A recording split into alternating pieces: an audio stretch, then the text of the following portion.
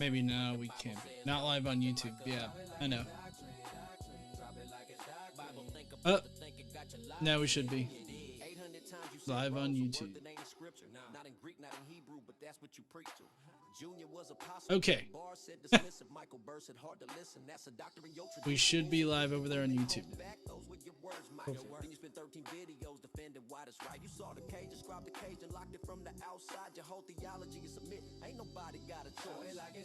It looks like we are. It's public.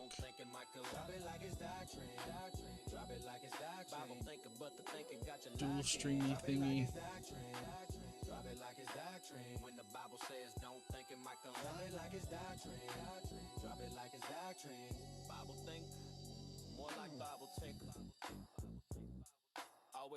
Drop it like his doctrine. There we go. What's up, heathens? How y'all doing? Is my I can't tell if my stream is working fine over there on the YouTube. I think it might be a little slow.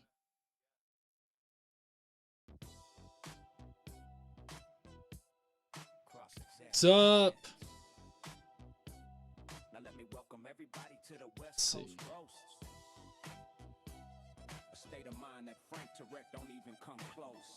I'm checking my stream. My channel. Frank got a DMN, not a PhD. Let's get it straight. Ministry degree from seminary, that's the fact. But he stands on stage at school and scientists. Imagine that. Telling biologists that Darwinism's dead on a ride. Yeah, it looks like it's fine. Okay. What's up, heathens? How y'all doing? So we're working with a few prompts here today. Let's see. I need to get my comments ready.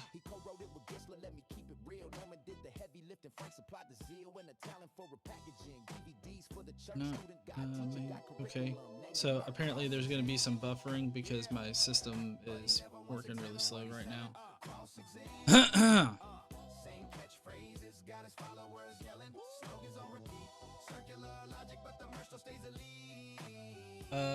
Let me make sure that we got.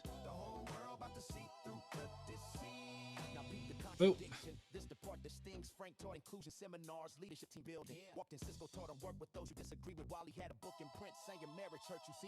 Relatively in sync, a bit behind. Okay.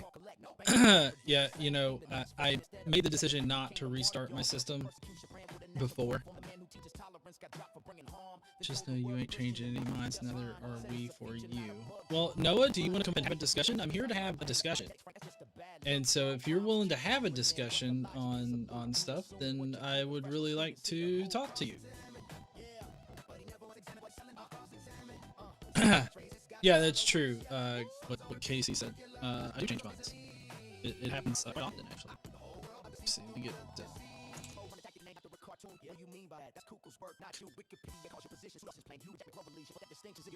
How do you know that, Noah? I'm just kind of curious.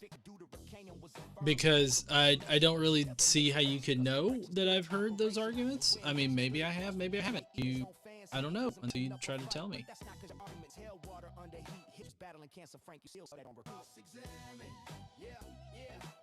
I mean, if you're just going to repeat the most common apologetics, then maybe, sure. But, no. Dude, we got...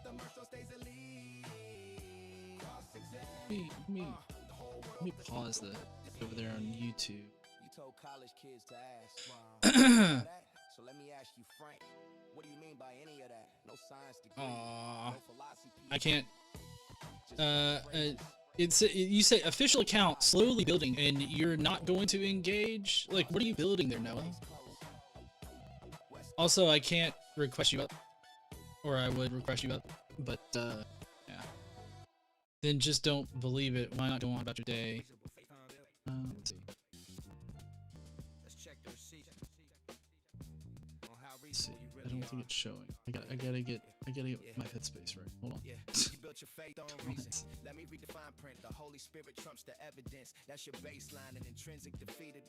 Oh, thanks there, Sven. Hey, KC. Oh, somebody requested. Maybe accident. We're going on about our day. Why don't you go on about yours? You the one with the font I simply dropped by. Well, yeah, no, but you dropped by and you started bitching and you lamented over like why it's pointless to like have conversations about people's faith or your religious belief. I'm here to have a conversation because I value conversation. I don't understand why you're still in the comments just bitching about how conversation doesn't do anything when it obviously does do something. Do you want to come up, Noah, and have a conversation, or are you gonna waste your energy in the comment section bitching about how conversation? Well, okay, it won't let you request. Well, I mean, you should like my settings are for all viewers, and I can't request you up. So I don't know what's going on with that. Hope you're doing well, G. Yeah, I'm doing pretty good. Hey. Is this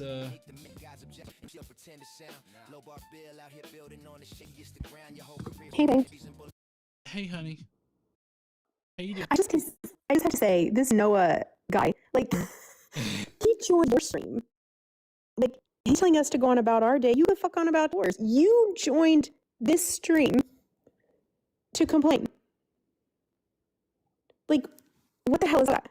Yeah, I don't know, but he said he can connect, and I can't request. Well, that seems like a you problem, Noah, because I'm not good. Yeah, Noah, if you want to like leave the app, like close the app down and then come back, you can probably do that. Is that a muscle shirt? Why, yes, it is a muscle shirt. What's the glitch there on YouTube? Gretchen was asking if there's a YouTube glitch.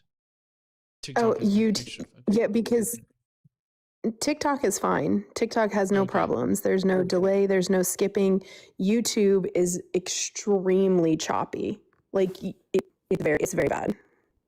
Yeah, I mean, it says the connection is poor, but I don't understand why my connection would be poor. I don't know either, because TikTok is operating fine.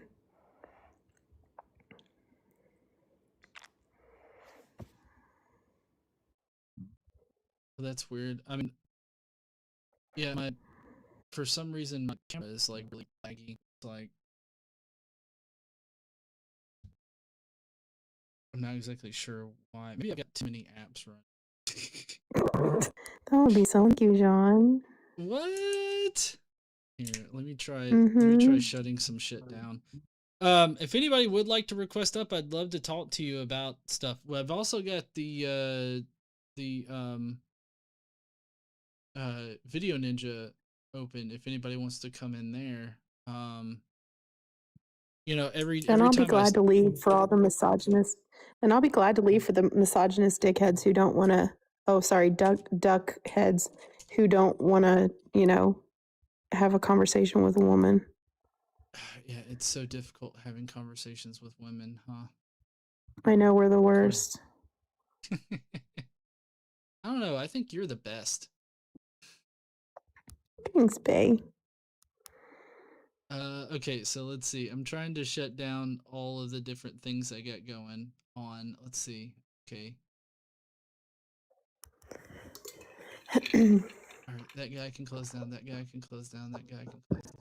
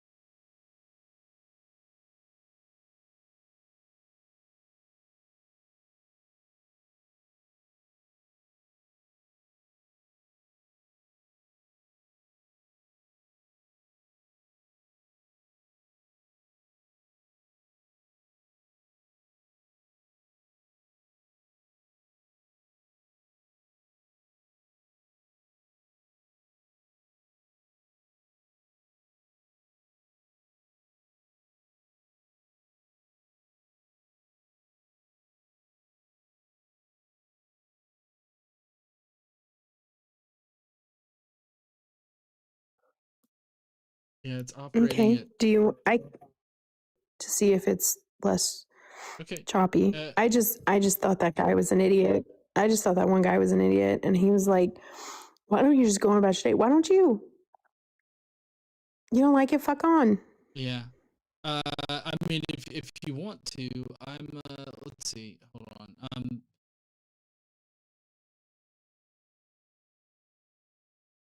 Slowly getting all my shit here. Gretchen says, "Oh, but it's so much fun to talk to the misogynists." That's because Gretchen must be some sort of sadomasochist. Yeah.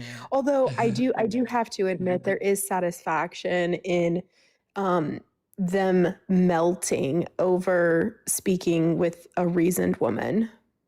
Yeah. Yeah. Let's see. Yeah. I always have Instagram going, and nobody ever watches on Instagram. Okay. Let's see. Twitch says I actually added Twitch now to this. If you're on Twitch, then I'll be you can request up. But it looks like um I'm excellent over Okay, so you're there. okay, so you're Huh? streaming on so you're streaming on 5 platforms and you wonder why it's a little laggy. Cool. What? I feel like this should be easy to figure out. Yeah. Hmm. Let's see. Uh I think it says it's poor over there still on the YouTube side, but I mean, it looks like it's pretty smooth on my end. Now that once I closed down, I had like 3 web servers that were running, but it looks like it's operating fine now. I don't know, but you can go check and then yeah, oh, okay, yeah, that's what you're doing. Yeah. It's Sorry, I went away and as I was talking. So yeah, it doesn't sound as choppy. It's pixelated a little bit, but I don't know if that's me because I'm on or you. But the choppiness of the audio is sounds better. Okay. Sven said YouTube looks much better now. Okay. Gretchen will tell you.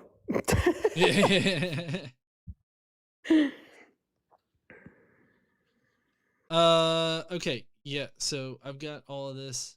I think I heard myself on coming in through you. You're downstairs and I'm upstairs. I'm that loud like all the time.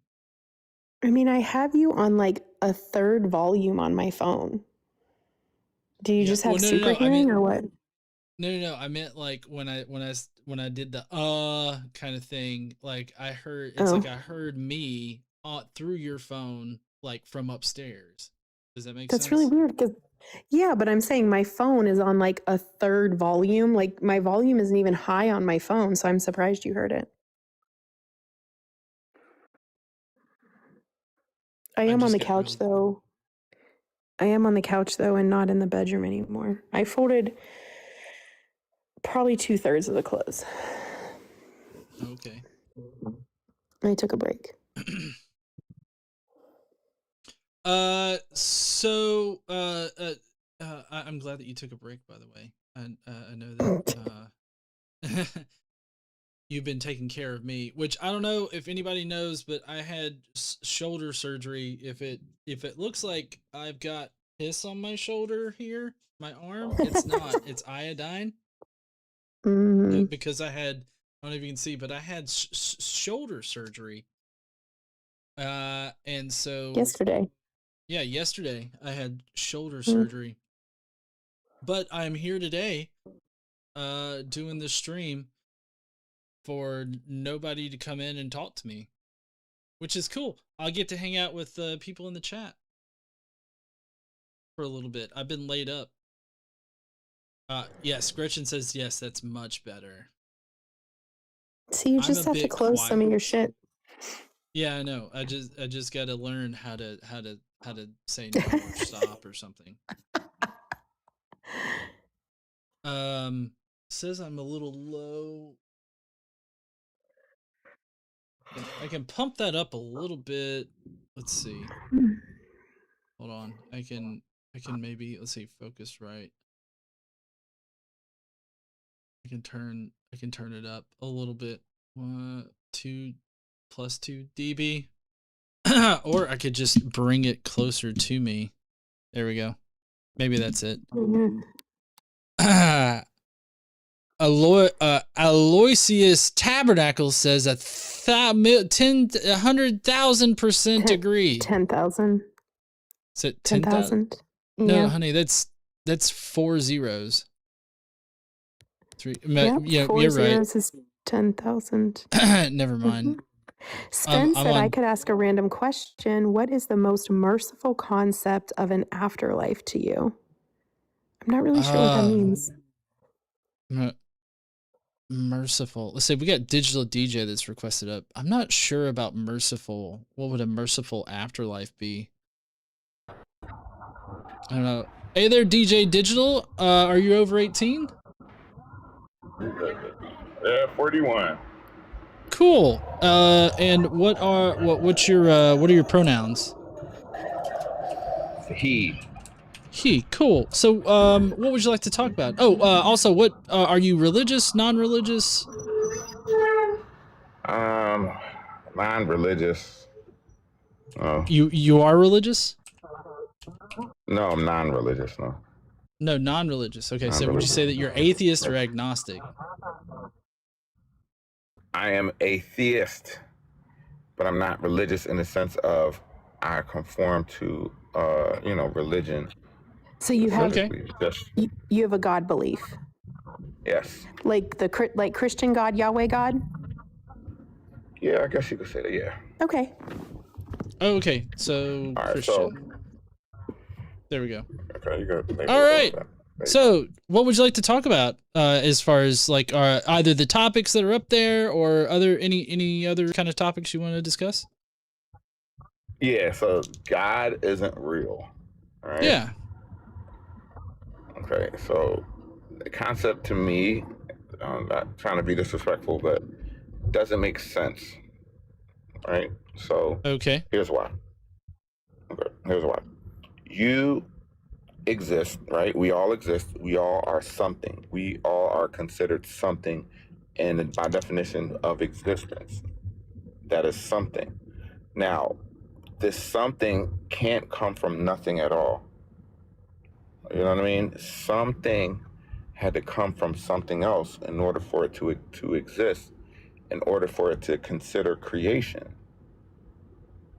Okay, well, so for one thing, that science, the scientific concept of like the universe and everything like that doesn't require nothing to exist. Actually, I don't think that nothing existing is ever actually possible.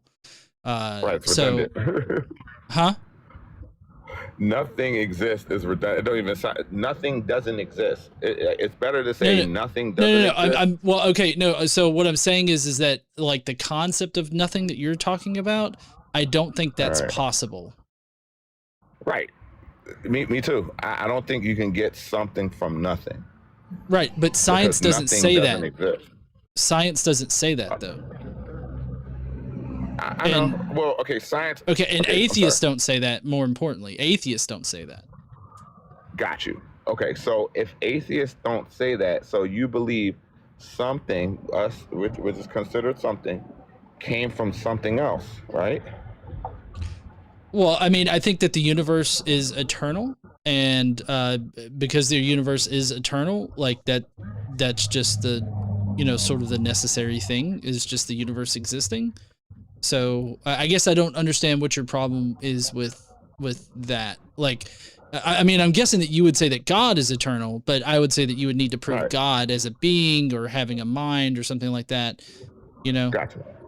Okay, cool. So, again, and that's why I kind of lay out the foundation of existence, because like the term nothing exists doesn't make sense. Nothing doesn't exist, because that's what it means, nothing.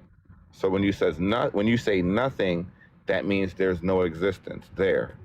But he didn't say that. No, I know. I'm not saying that you did. I'm just kind of reiterating. So to understand that God exists is to understand that something that we came from, that something else that we came from existed. But we know where we came from. There are natural processes that explain where we came from. Right. And so so in the element of the universe, what is eternal? Not mass and matter. Do you think mass and matter is eternal? Well, I think energy is eternal, and Right. matter is created from energy. You can represent matter as energy. So like energy being eternal, being uncreated, it just exists. I think the universe is eternal. Right. Okay. So the energy is the cause of mass and matter, is what you're saying. No, not the cause of it, but matter and mass would be made of energy because we can represent it as energy. The E equals MC squared. That's what. Right. So energy. Right. So energy is the fundamental source of mass and matter. Well, I mean, energy is the thing that exists. Like it. We don't ever experience energy being created unless you're a Christian, which you seem to be a Christian. No, so you think that God, having come from no place and not being created whatsoever, being kind of a special little boy in that kind of situation, he always existed and he created energy from nothing. That's what it kind of seems like. No, so what it seems like is that God is energy. God is energy. So you don't believe in Yahweh God. Yes.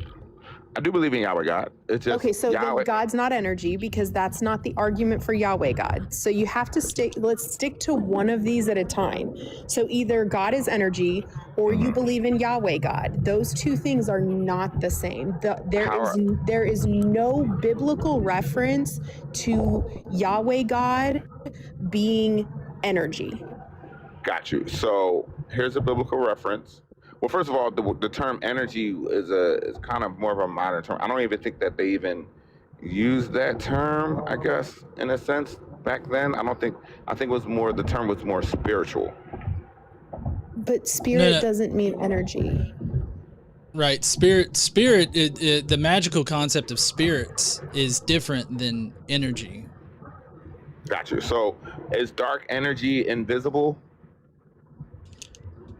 Invisible, just meaning that you can't see it? Yep.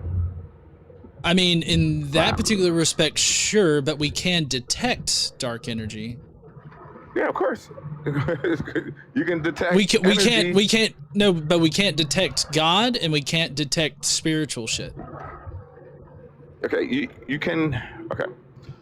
God, the term God is just a word to describe specific attributes to an existent being that has created the universe and expanding the universe as we speak. He's the one that's expanding? For Yahweh God. That's not the argument for Yahweh God. So the criteria for Yahweh God are in the Bible. So if we're going to argue Yahweh God, then we need to stick to that. The criteria in the Bible. Right. So that the God in the Bible, Yahweh God in the Bible, Yahweh means I am, which means I exist. Okay. And on top of that, too, in the Bible, you have the story of creation in the book of Genesis, where he said, God said, let there be light, and there was light. That light was literally considered the Big Bang, like mass and matter expansion. No, it wasn't. That's literally what it meant. No, it doesn't. Okay, give me a reason why I wouldn't. You're saying the claim. God created light from nothing. The argument from nothing comes from y'all. Because you're saying God, this infinite being, created something that did not exist prior to him creating it. No, he didn't. I didn't say that. I don't think that's the story in Genesis. The Bible, that is the story in Genesis. No, DJ Digital. Yeah, it is. In Genesis 1:1, God literally speaks an incantation and creates everything. From nothing. So it's not from nothing. It is from nothing. What does he create it from? From nothing. Here's one. From God. He created it from himself? Like, what did he do? Pull it out of his ass? God doesn't have an ass. God is force, unknown force in the universe. No. Hold on. According to the Hebrew Bible, we are made in the image of God. Okay. Yes, that's where we come from. So God has an ass. Do you have an ass? Do you have an ass? No. You don't have an ass. Listen, hold on. Let me explain. Do you have an image ass? of God? The image of God. That's not a physical image. He meant the image like as the ability to like the thought process, the consciousness. Where are you getting this information? I'm just asking because it's not in the Bible. Just looking it up again. No interpretations of the Bible. Again, just it's in looking no it up. translations of the Bible. I can prove it, but I'm just saying, just looking things up, just looking it up, and then finding facts and reason. Anywhere, like, yeah. Mm-hmm. Sorry, I didn't mean to interrupt. You go ahead. No, I mean, sorry, I didn't mean to interrupt. No, I mean, that's why I believe, first of all, energy is God, because energy cannot be created or destroyed. It is eternal. It is the eternal element in the universe. It is the existing, that is the drive of all existence. It is the source of all creation. It is in everything and in everywhere. It is omnipresent. And on top of that, too, I can prove to you that it does have the ability to think. You cannot prove that. Okay. What is consciousness? Well, so hold on, DJ Digital. Does your God exist within space and time? No. No. Then how can he? Nope. How can he think? Or how can he have a mind to think and do something? Because the universe framework, the universal framework, was in existence. Began about 13.8 billion years ago. That was the framework of the universe. So you're an old Earth creationist. I got you, but that still doesn't explain why you think that. Like, for instance, if you take a picture, a moment in time, right, and you look at that picture, can that picture think or make any kind of decisions? No, but if you look at all the inventions, like the picture itself, where was that picture first invented and first created from? I feel like you're missing my point here. My point is that if you don't have any time, then you don't have any way of making a change. You know, like God doesn't have an ability to make a decision, because that decision would be a point of change. So like if God changes, then he exists within space-time. God doesn't change. That's what it says. He doesn't change. He's eternal. So God can't make any time. Right. God can't make any decisions then. Yes. Again, he thought of us and brought it forth into existence in the physical universe. That is a change. That's matter.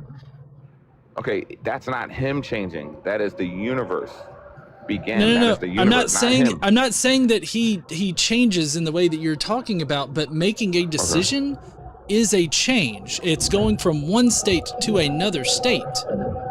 Right. So, okay, here's what I'm saying. I am me. Okay? I am who I am. I'm not going to change. I can't change. I can make a decision to make changes, but me, myself, cannot change.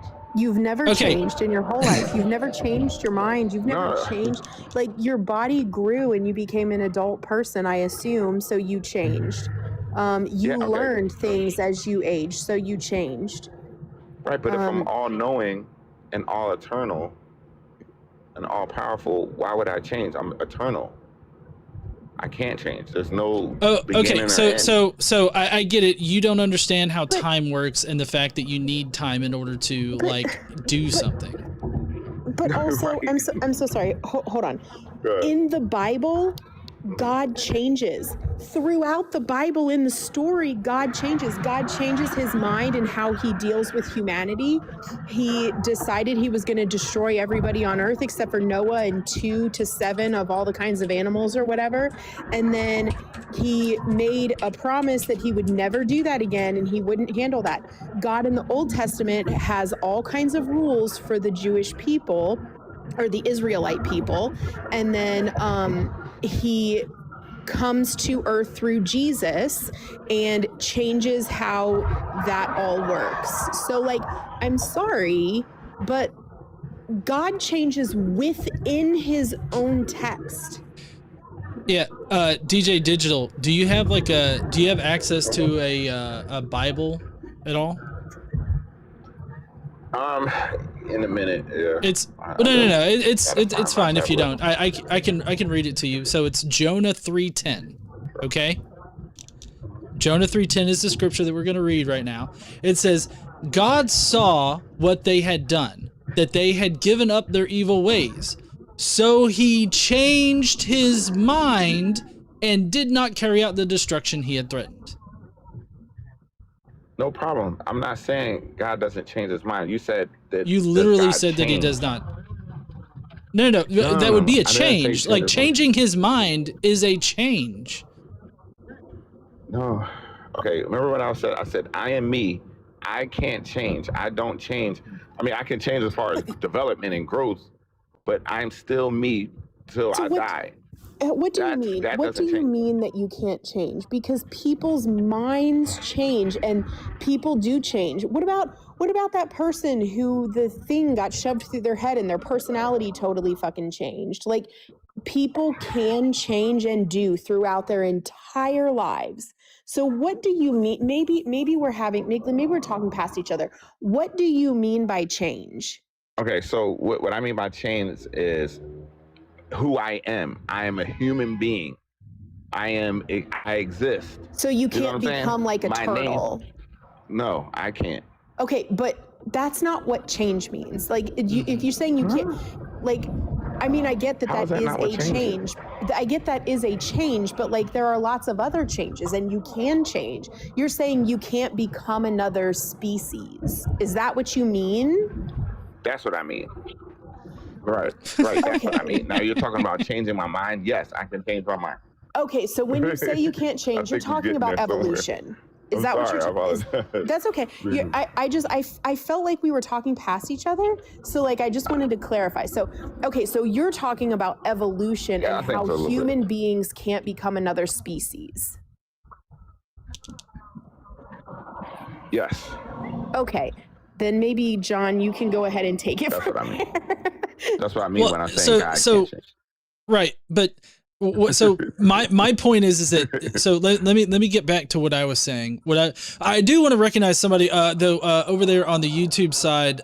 They had sent in Stop the Stupidity sent in 5 Godless Engineer gift memberships. I just want to say thank you so much for doing that over there. That was pretty awesome of you. Thank you so much.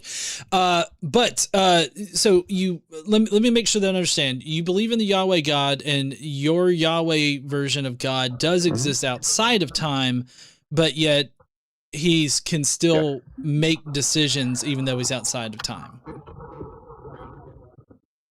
So like the change that I'm talking about, he himself doesn't change. He's eternal. No, but do you understand that you can't, like, if there's no time for you to make a change in, like a change, and I'm not talking about, you know, God turning into a dog or something. I'm talking about God doing any kind of change, making any kind of decision. Like so for instance, like if I'm God and I'm like this, and there's no time, there's no way that I can just simply go like this.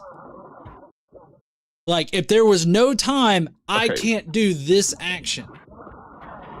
Does that make sense? So, okay, right. So I got you. It makes sense. So what I'm saying is, okay, God himself is eternal, right? Energy is eternal.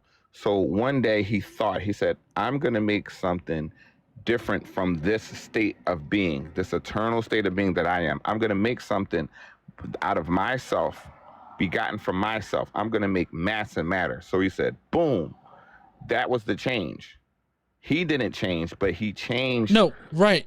And I'm saying if there's no time, if there's no way to go from time equals 0 to time equals 1 in whatever unit of measurement, if there's no way to do that, then there's no way for him to fart out the universe. Well, it is a way, because then that created time, that change created time, and then it created the universe. Time, space, no, there's no way. Matter. No. See, how can it? How can, maybe you can explain it to me like I'm 5. How can God do anything if there's no time in which for him to do it in? Right, but okay. Again, the time, mind you, 13.8 billion years ago is when time began. Is when we could trace back the only time. Right. So that's when this particular instantiation of the universe like started to expand, right? But that's not necessarily when space-time began. Really? I thought that was when space-time began. No, that was the inflation point. That was it inflated at that point, right? And that's not when time began. Space-time has to have always existed. We just don't know what was before that. So just because we don't know doesn't mean it wasn't there. We just don't know what it was yet. Right, and I get that. What I'm saying is, look this up. See, when did space-time begin, or when did space-time begin? I'm curious. I don't know how that's gonna be good for us in this discussion right now. But I mean, because of the fact that, like, obviously you're going to get some people that say space-time began at the inflation point, but that's obviously can't be the case unless you believe in a finite universe. But there's nothing that says that the universe is finite, like in its existence. I think that space-time has always existed. There's, like, I feel like it's an oxymoron to talk about a before space-time existed. Well, I mean, I don't think it's an oxymoron. I think before space-time existed was energy. That was the cause of the universe expansion. So we understand that there was a cause to the effect of the universe expansion. That cause, what I'm saying, is God. What you're saying isn't God, but that's what I'm proving, that God exists, because there is a cause that existed. That cause believers label God because of the descriptive qualities that it matches. But it doesn't match. It doesn't. Okay, the idea that God is energy doesn't match what the Yahweh God in the Bible said. Like, it doesn't match what the Bible says about God. So okay, got you. Okay, so Isaiah 40:22 says, I gotta look at this verse for me. That's fine. I don't have them all memorized either. I know. Hold on 1 second. Hold on 1 second. 40:22. For everybody that's listening out there and just waiting, I have a Bible app that's actually available out there on the web right now. You just go to a web browser and you type in gebible.app, and you'll be able to get a pretty extensive study application for the Bible. You can do a lot of searches, for different things. You can look up, like, we're reading Isaiah 40:22 right now. There's even a handy dandy link to the sister app called Lemma that does the interlinear analysis of it, and it's got, like, a lot of shit in it. Like, right now I'm looking at parallel translations of this. I've got so I'm sorry, are you driving there, DJ? No, I'm parked. It's just I'm out on the streets. I'm parked. Yeah, let's see. There's contradictions. Like, apparently this is part of a contradiction. What is the shape of the earth? Isaiah 40:22 apparently says, let's see, God sits on his throne above the horizon of the earth. The people that live there are like grasshoppers. He stretches out the heavens like a curtain, spreading them out like a tent to live in. Like, what? Are you a flat earther? Right. No, that's not the point what I was getting at, but I'll get to that point in a minute. So the point I was trying to focus on was, it says he stretches out the universe as like a tent. That's expansion. So that's describing his power, what he's doing. He's stretching out the universe. That's how you know. First of all, that's God. I'm sorry. Well, no. First of all, that's not what that means. It is literally stretching it out, but a tent has edges, right? Mm-hmm. Okay. What are there edges to the universe? No, I don't think so. I mean, I don't know. That right there could be debated. I mean, I kind of looked that up before. Is it edges? Isn't it? I don't know. But it's not. So for one thing, it does use the Hebrew word that means circle, right? So, and that's not what the earth is. The earth is a sphere, for one, and also the universe is 3D. It's definitely not in a 2D kind of shape. Before somebody in chat has a meltdown, the earth is an oblate spheroid, John. Oh, fuck me. And then, so it uses spread them Wait. out, right? That's Yes. mathok, Mathic. mathic. Method. Yeah, and that's the word that it means to spread it out. But that's definitely not supposed to mean like a spreading out, like an expansion from a hot, dense state. Really? But what does it mean then? Like the whole, context. What do you think it means? What I think that kind of like a picnic table, God represents the earth as a flat disc. Like fabric. I think that's why they use like a tent, because they're talking about it like spreading fabric. The fabric of the universe, kind of. Like that's what wouldn't you say, John, that's kind of how they're referring to it? Right. Yeah, I mean, it's spreading it out. It has edges, like there are edges to the earth. Have you ever looked at what the biblical cosmology, like the biblical cosmological map looks like?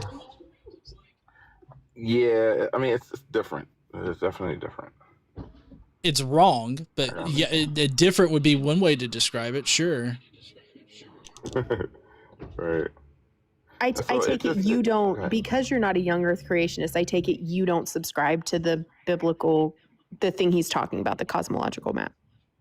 No, not really. I mean, it's just, it's a lot of things that were kind of instituted in that we've tried to figure it out, including the timeline. Like I remember people were like, oh, the timeline, it doesn't make sense. I'm like, understand that was included by modern, how do you pick researchers. And choose? Yeah, but how do you pick and choose in the Bible what's real as in what God did or said or thought versus what people added over time? Because it seems like you're kind of like, yeah, well, that's not really right and this is right. How are you making those determinations?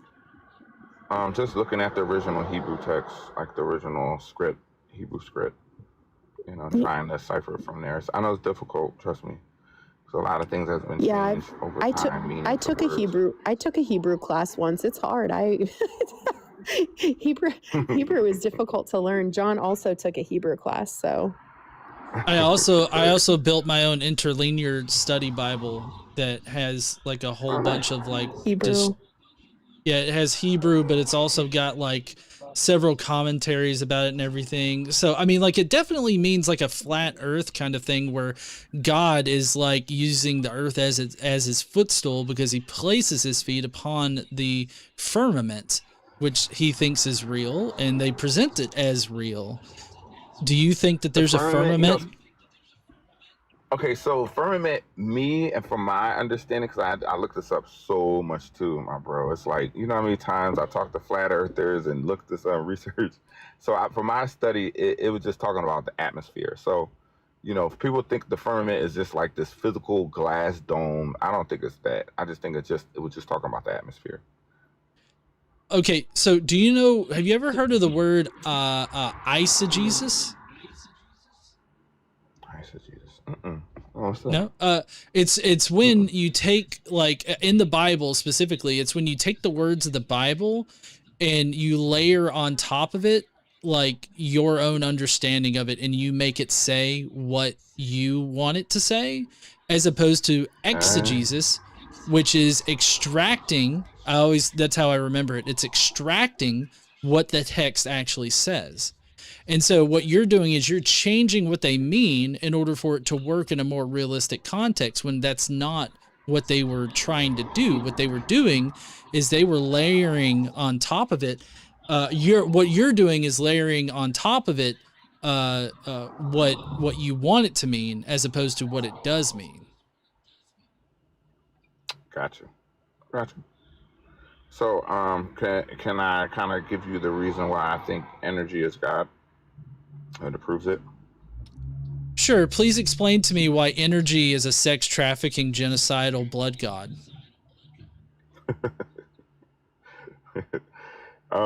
Energy. First of all, it animates creation. It empowers everything. So I'm trying to find like a good Bible verse. But okay, so energy is in everything and in everywhere. So that would be defined as omnipresent, right? That's number one. Number two, Okay. energy is eternal, right? There's no beginning or end. God in the Bible says, I am eternal. I am Alpha and Omega. That means I am beginning, I am end. That's God. That is energy. Also, number three, dark energy is driving the universe's expansion as we speak right now. Look it up. Dark energy is considered an unknown force in the universe. That sounds like God to me. Those are three components. I could give you more, but those are three main components. Couldn't they just couldn't energy and your description of God just have those things in common? Why have you decided that energy or God is energy or energy is God, or does it go both ways, or is it just one way? God is energy. Both ways. It goes both ways. Okay. So God is energy and energy is God. I guess energy is God, God is, they're But couldn't they be separate? Couldn't they be different things and just have those things in common? No, because again, it would fit the God, I guess you could say qualities, descriptive qualities based off of how believers, you said where? Yeah. So. Okay. I thought I gave you so in the Bible, but it, just because things have something in common, things in common doesn't mean that they're the same, that they're equatable. Right, but so what we do in from words, right? This is how we kind of take words. Okay, so we have the meaning of words and we use them based off of the descriptive qualities of that word, right? So throughout time, even like, inventing words, words are all inventions from the mind. We've taken a word and we'll say, okay, this word means this because of this, these reasons of the descriptive qualities of the adjectives. So then why do we have two different words? So why do we have two different words? Why isn't it G equals MC squared? That's a good one. I like that. You know what? Speaking of energy, DJ Digital, I really like your energy. I really do. Okay, genuinely. I appreciate it. How do you define energy, by the way? So again, like I said, I define energy as the creator and sustainer of the universe. That doesn't make sense as to what I'm asking. No, that doesn't make sense as to what I'm asking, because energy is more of like a concept. It's the power or ability to do work, to make things move, or to cause changes. So like, that's why. How does that describe God? Okay, let's run with this. If God has that power and ability to do work, make things move, or cause changes, why doesn't he stop people from raping little kids? Because the ability of free will. So you under your understanding, you think that God is omnibenevolent for watching Epstein sex traffic kids? No, absolutely not. But so I kind of make it like this. Okay, so without free will, we would be robots. We would be puppets. We wouldn't be able to control our own destiny. We wouldn't be able to experience love. We would just be mindless. No. We would still be able to experience love, and we would still be able to make decisions. Like, I don't understand why you think that. How? Yeah. Because those things are just chemical reactions that are happening in your head, and I don't think that free will actually exists. Okay, all right. So let's get to the free will part. Okay, you and I have the ability to think about what we're thinking about, right? Yeah. Okay, so we know, and I hate to kind of bring this up, premeditated schmurder, right? What does premeditated schmurder mean? Means you planned it. Yeah, you have to think about it. You planned it. You have to think about it. Yeah, yes, exactly. So I love this. I feel like I'm in My Cousin Vinny. Let's go. So in that sense, you have to understand you have the free will and ability to think about, okay, I'm going to plan on. What do you mean by free murdering this will person. in this? I don't know what you mean. Like libertarian free will? Like you could do literally anything, or are you talking about some kind of like faux free will? I think I know you're talking about now. Okay, so I kind of had this argument before. Okay, so not the free will to do anything. I get what you're saying now. Okay, that in a sense doesn't exist. You're right. You're thinking free will in the sense of physical ability, right? Okay, none of this actually explains why God thinks it's better to allow a kid to be raped. No, I know. I'm just trying to get your concept. What do you mean? Because you said free will doesn't exist, and then I'm like, what are you talking about? It does, but then I think I know what you mean when I'm talking about when you're saying free will, like the free will. But freedom of choice. Sorry, go ahead, free Kevin. Will is just no. Correct me if I'm wrong, but it sounds like based on what your description, are you saying that free will is just the ability to have a thought at all?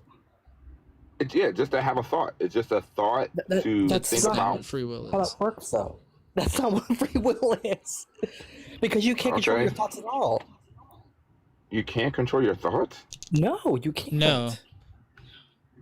Can a schizophrenic?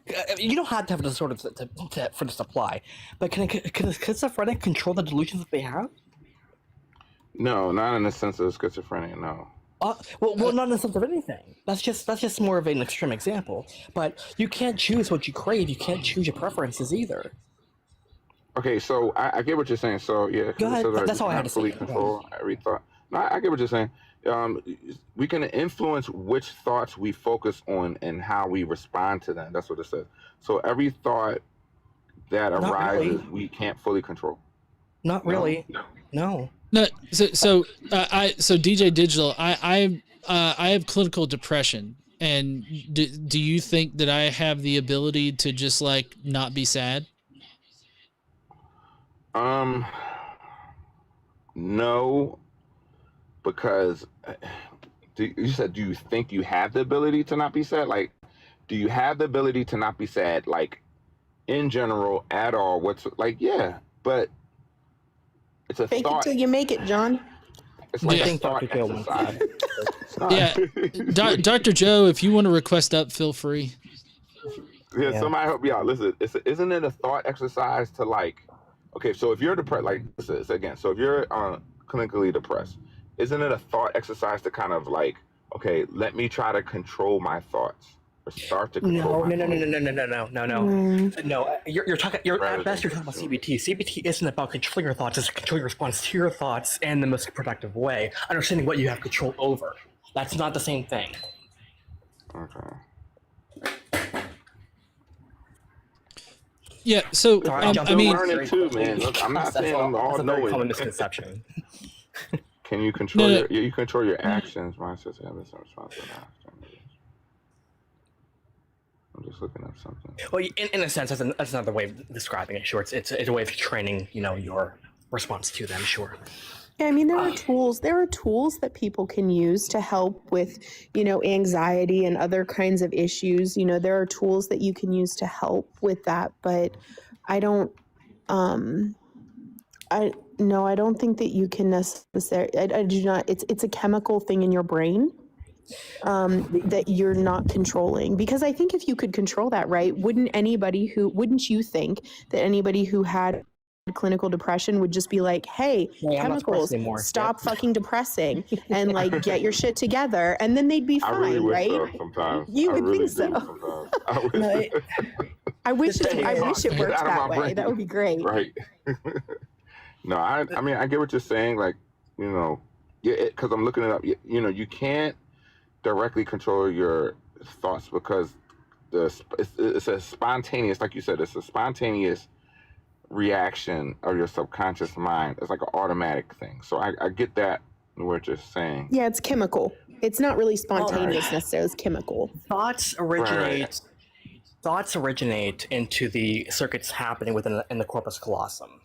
And the thing is, your thoughts are happening. A lot of the choices you make happen within milliseconds before you even know that before you're even aware of the choice you're about to make. This is what biology and neurology is showing us. And if you can't choose, here's the problem: if you can't choose those things, if you can't choose why you made a conclusion, if you can't choose to be convinced of something, then free will is just inherently out the window. Like digital. Maybe you've heard this before if you've ever been around me, but you can't choose right now. You cannot choose to believe that 2 + 2 = 10. Am I correct? That's true. That goes to any convince. That goes to any type of belief held. You're either convinced of something or you're not. You can't. There's factors out of your control for that.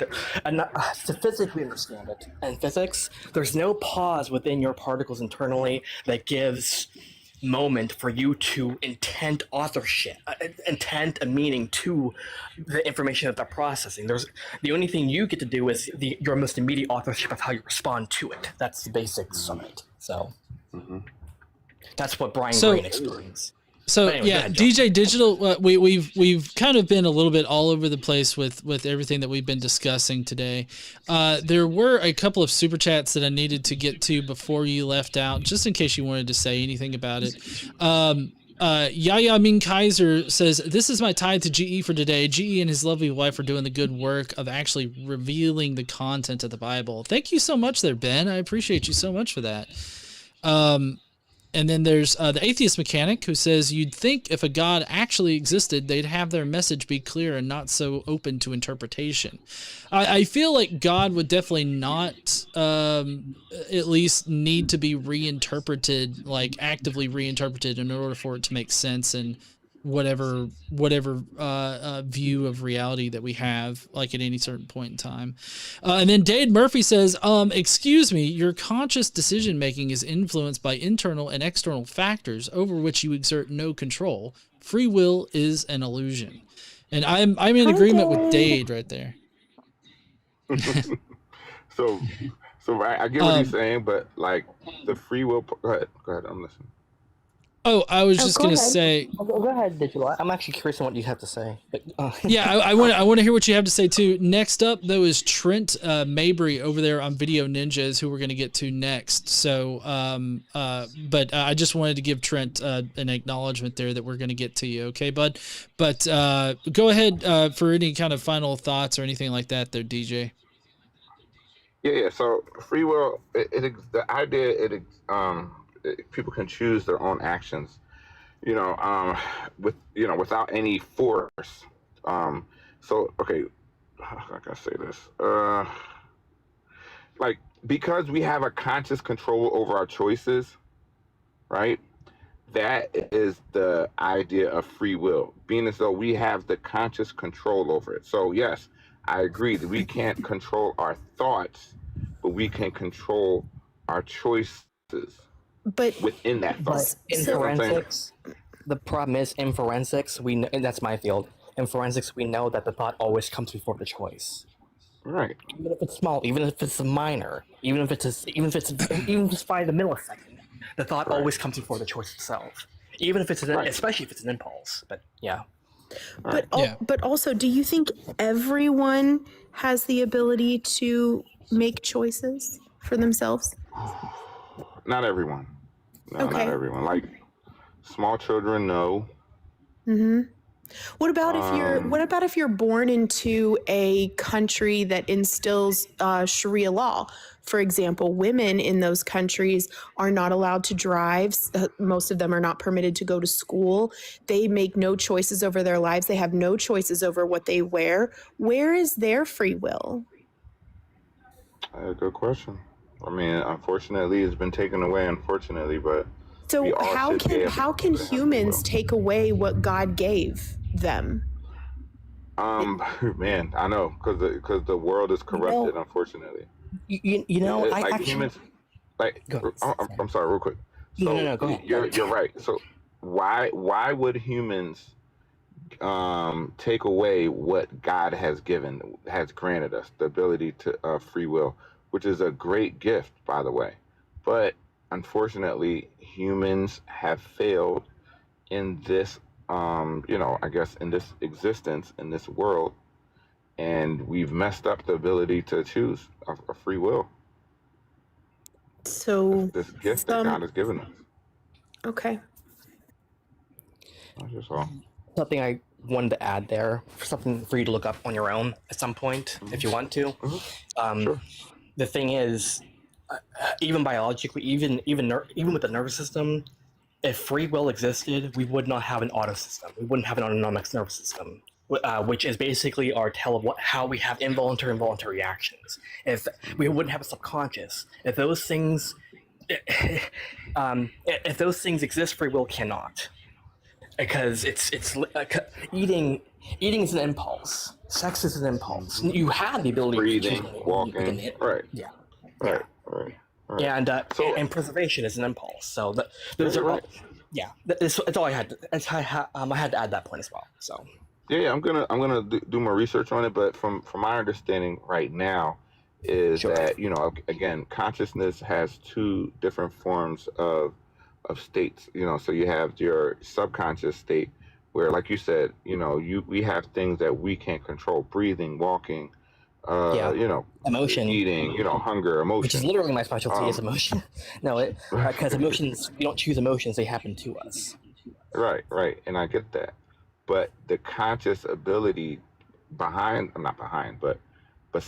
the subconscious is the free will to choose to say, okay, even though I have this thought, like you said, the thought becomes before any action we choose, right? But to say, okay, I choose not to do this action of how I feel. Like if you get cut off in traffic, right? We all get mad, right? And we're like, oh, if I could just like, you know what I mean? You cuss a motherfucker out on the road. Absolutely. Oh yeah. That's me all the time. You're using your free will wisely by that. Yeah. So, Right, DJ, I do need to get to the next guest, but it was great talking to you. I hope that you'll follow me here so that we can talk again in the future, because I would love it if we could have a discussion where we focus on one particular thing as opposed to like running kind of the gambit. But yeah, it was great talking with you today. You too as well. Thank you for having me. I think this was fun to talk to you. So yeah, it was good to meet you. Good to meet you. You take care, bud. You guys. You too, brother. Right. Thank you. See it. I liked him. Yeah. Decent. Yeah. Yeah, so Trent is over there on the Video Ninja. We're going to get Trent up here in just 1 second. Trent did ask, how do I call up? And I know that Trent figured it out, but if you're on anything other than TikTok, you got to hit up this link right below me. That's ge.hop.to/talk to me. It should be pinned in the chats out there. Instagram, Facebook. I'm on Twitch now, which I don't think I've got that pinned, but you can easily pop it into your browser there. You can do all that. While you're doing that, though, make sure you check out gebible.app. It's my Bible app that is a study Bible that'll give you an interlinear Bible, and all of it is free. You can access it. I'm working on getting the ads up. It's going through a review process right now for ads and whatnot. But I do have Patreon tiers that you can sign up for, so you can take ads away. You can get access to the beta where all of our newest data sets are going to be populated first, and newest features are going to be available for about a week or so over there on the beta side. So if you want firsthand access to all the new shit that I'm going to be putting up there, definitely go and sign up at the $5 level or more. Before you bring this next guy in, babe, I'm going to drop so you can do your thing. And thanks for letting me hang out for a little bit, and I'll see you in a little while. Oh, thank you for coming up. I can drop out too, John, if you want. I just came up for a couple minutes on that one conversation, so. No, yeah. I do want to kind of keep it to just me and one other person. I figured you had something to add there. So, but yeah, if you don't mind. Yeah. No, that's fine. That's absolutely. It was great seeing you, and I'll drop out then. Okay. No, I really appreciate you, man. Okay, so we've got Trent coming up. Hi there, Trent. Can you hear me? Yeah, I can hear you. Can you hear me? Yeah, let me let's see. Can you say words so that I can make sure that you're coming in over here? Yeah, can you hear me? Yes. But I have you on the wrong thing, so I need to change something real quick. It's not going to affect anything, so we can go ahead and start. Trent, are you over 18? Yes. All right, and what are your pronouns? I'm a man. A man. Cool. All right. See, I'm gonna mute the desktop real quick while I get this fixed. So Trent, let's see, let's clear this. Sorry, I'm a little all over the place right now, but there we go. Trent, caller, no, queue update. Here we go. So sorry. Okay, so Trent, what would you like to talk about today? Oh, and also, what flavor of religious are you?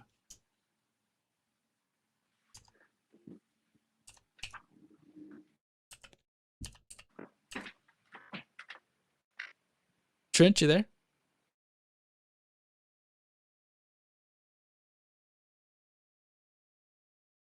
Trent, can you hear me? Oh no. Can you hear me? Oh, yes, Hello. I got you now. Hello, hey, I got you now. Sorry, it messed up for a second. Well, what flavor Can you hear me? of religious are? Yeah, I got you. Can you hear me?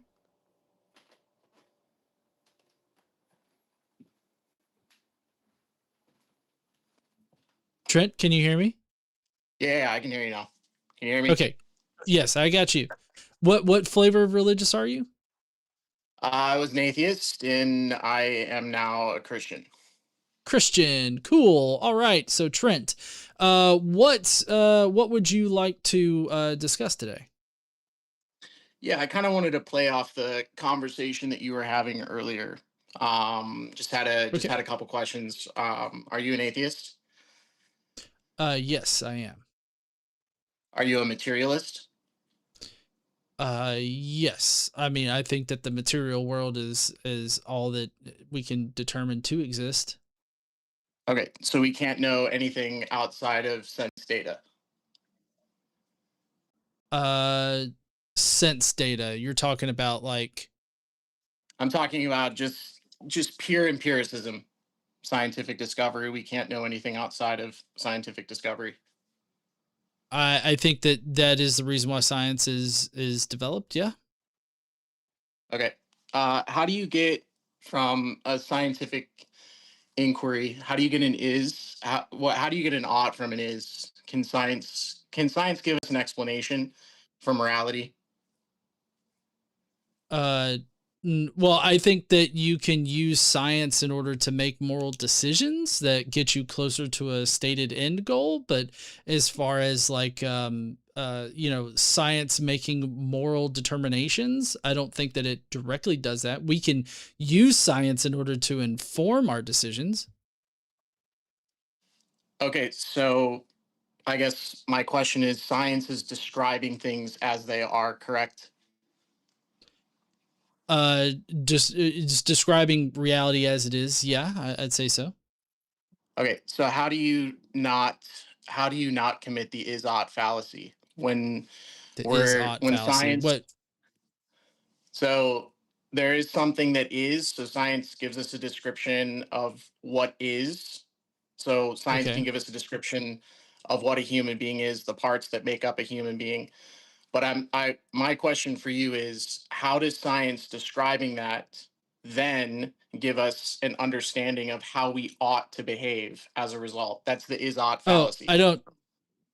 No, for one thing, I'm not saying that. You're claiming that I'm saying that, or at least you're asking me to explain why I'm not making that fallacy. But I'm not making that fallacy because I'm not saying that science does do that. I would say that I subjectively do that.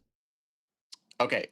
So what I'm hearing you saying is that we can't know anything for sure outside of science, out of scientific inquiry, correct? Like for when you mean for sure, are you talking about like 100%? I'm talking about scientific empiricism. So I know that I you're talking can't about know. scientific, Trent. I know that you're talking about scientific empiricism. I'm trying to get a sense of how sure I have to be in order for it to meet that particular bar. Like, do you mean 100% or do you mean something less than 100%? No, I mean, I'm not talking about 100% proof because I don't think 100% certitude or 100% proof is possible on any position, whether you're an Okay. atheist or a theist. Right. I think that science is geared towards getting us to the most likely conclusion. Okay, Does that so answer your question? yeah, thank you for explaining that. Um, so how does science get us from what is to what we ought to do? I don't think that science does. I think that I can use science in order to make make objective conclusions about certain actions that drives me closer to a stated end goal. Like my stated end goal would be a very humanistic, like a secular humanist sort of end goal, where I focus on the health and well-being of humans and other sentient creatures. Whatever stated action gets me closer to that goal, I would say that is something we ought to do. If it drives us away from that stated end goal, that is something that we should not do. And I think that we can use science to help us make that determination of whether or not it gets us to that end goal. But ultimately, morality is a subjective space for making those decisions in. So, like, Do you I'm believe not that saying objectively? Do you believe you're that like a science, cookie like cutter you said, apologist right now. what's that? You're like a cookie cutter apologist right now. No, No, no, I'm not asking saying you because you're making objectively. universal. I'm not saying that I can objectively like that as like some kind of absolute fact. I'm saying that in my subjective view of reality, that is the best way for us to make moral decisions. You can have a different opinion on that, and you're more than you're more than free to do that. And then I can all use science or any kind of scientific or empirical reasoning in order to disagree with you. Okay, so just so I know that we're on the same page moving forward in this conversation, you believe that morality is subjective, Yes. and you know that to be true. It's inherently a subjective topic. So yes, I Okay, would know that that's true. based upon what? Because now we're actually getting into theories of epistemology. So I'm going to ask you how you actually know that. Right. So, I mean, how I would know that is that morality is stance dependent. Morality depends on it is dictated by your stance that you take on moral actions, or specifically the end goal by which you are working towards. Okay, It's in so we you can't actually ground morality in anything then. So no, that's really the I position can you're coming ground from. I ground morality in secular humanism. Like I ground Okay, morality in that, and the ability to make the determination as to whether or not some stated action gets us closer towards the stated goal or drives us away from the stated goal. well, I would say who cares? Because then you could just have somebody else come along and say, actually, I disagree with you. This stated Sure. action is actually better for humanity. So really, at the end of the Right, day, and you it's would just a have to make a hodgepodge of coherent. whoever You would decides. then have to make a coherent argument that it does get us closer to the stated end goal. You can't just say that it does. It What is the has to stated end goal? coherently. Well, like I said a second ago, my stated end goal would be a secular humanist one, where I put a focus on the health and well-being and the flourishing of conscious creatures and human beings. What's your Okay, stated end goal?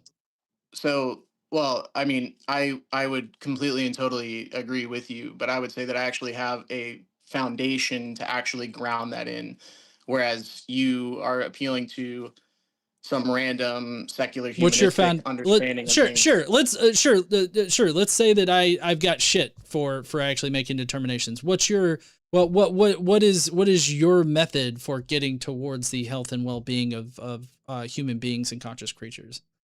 Well, I'm glad that you're asking me that question, but I was asking you what you actually grounded in, and you said secular humanism.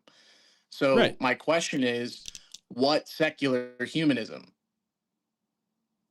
Secular humanism. You can do that definition. You can look that up on Google if you want to. But what I'm trying to I know, turn but this around on. who's Oh, hold secular on, human? Trent. Whose show is this? Is this my show or is this your show? Well, I was just offering a little bit of pushback because you've interrupted me some too, but I apologize for interrupting you.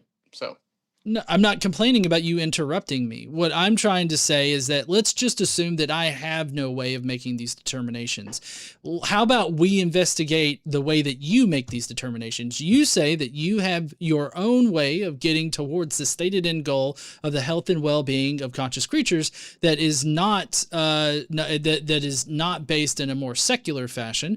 So I want to know, and you say that you have something that you can directly ground it in. What is the thing that you're grounding it in? I ground it in the character of God, because The character wouldn't of God. I wouldn't ground. Do you believe that there are some things that are objectively wrong in this world? I think that there are things that we can say are that there's no coherent reason as to why that would be good. And I define good by whether or not it gets us to the stated end goal of the health and well-being of humankind and other conscious creatures.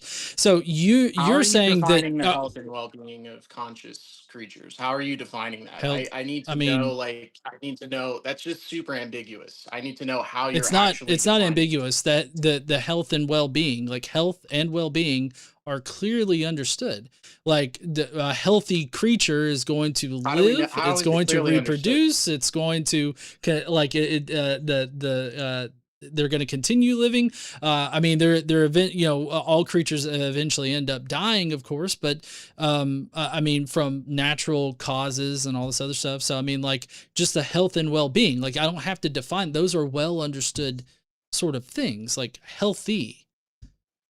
Like that's something that we can easily measure. Okay.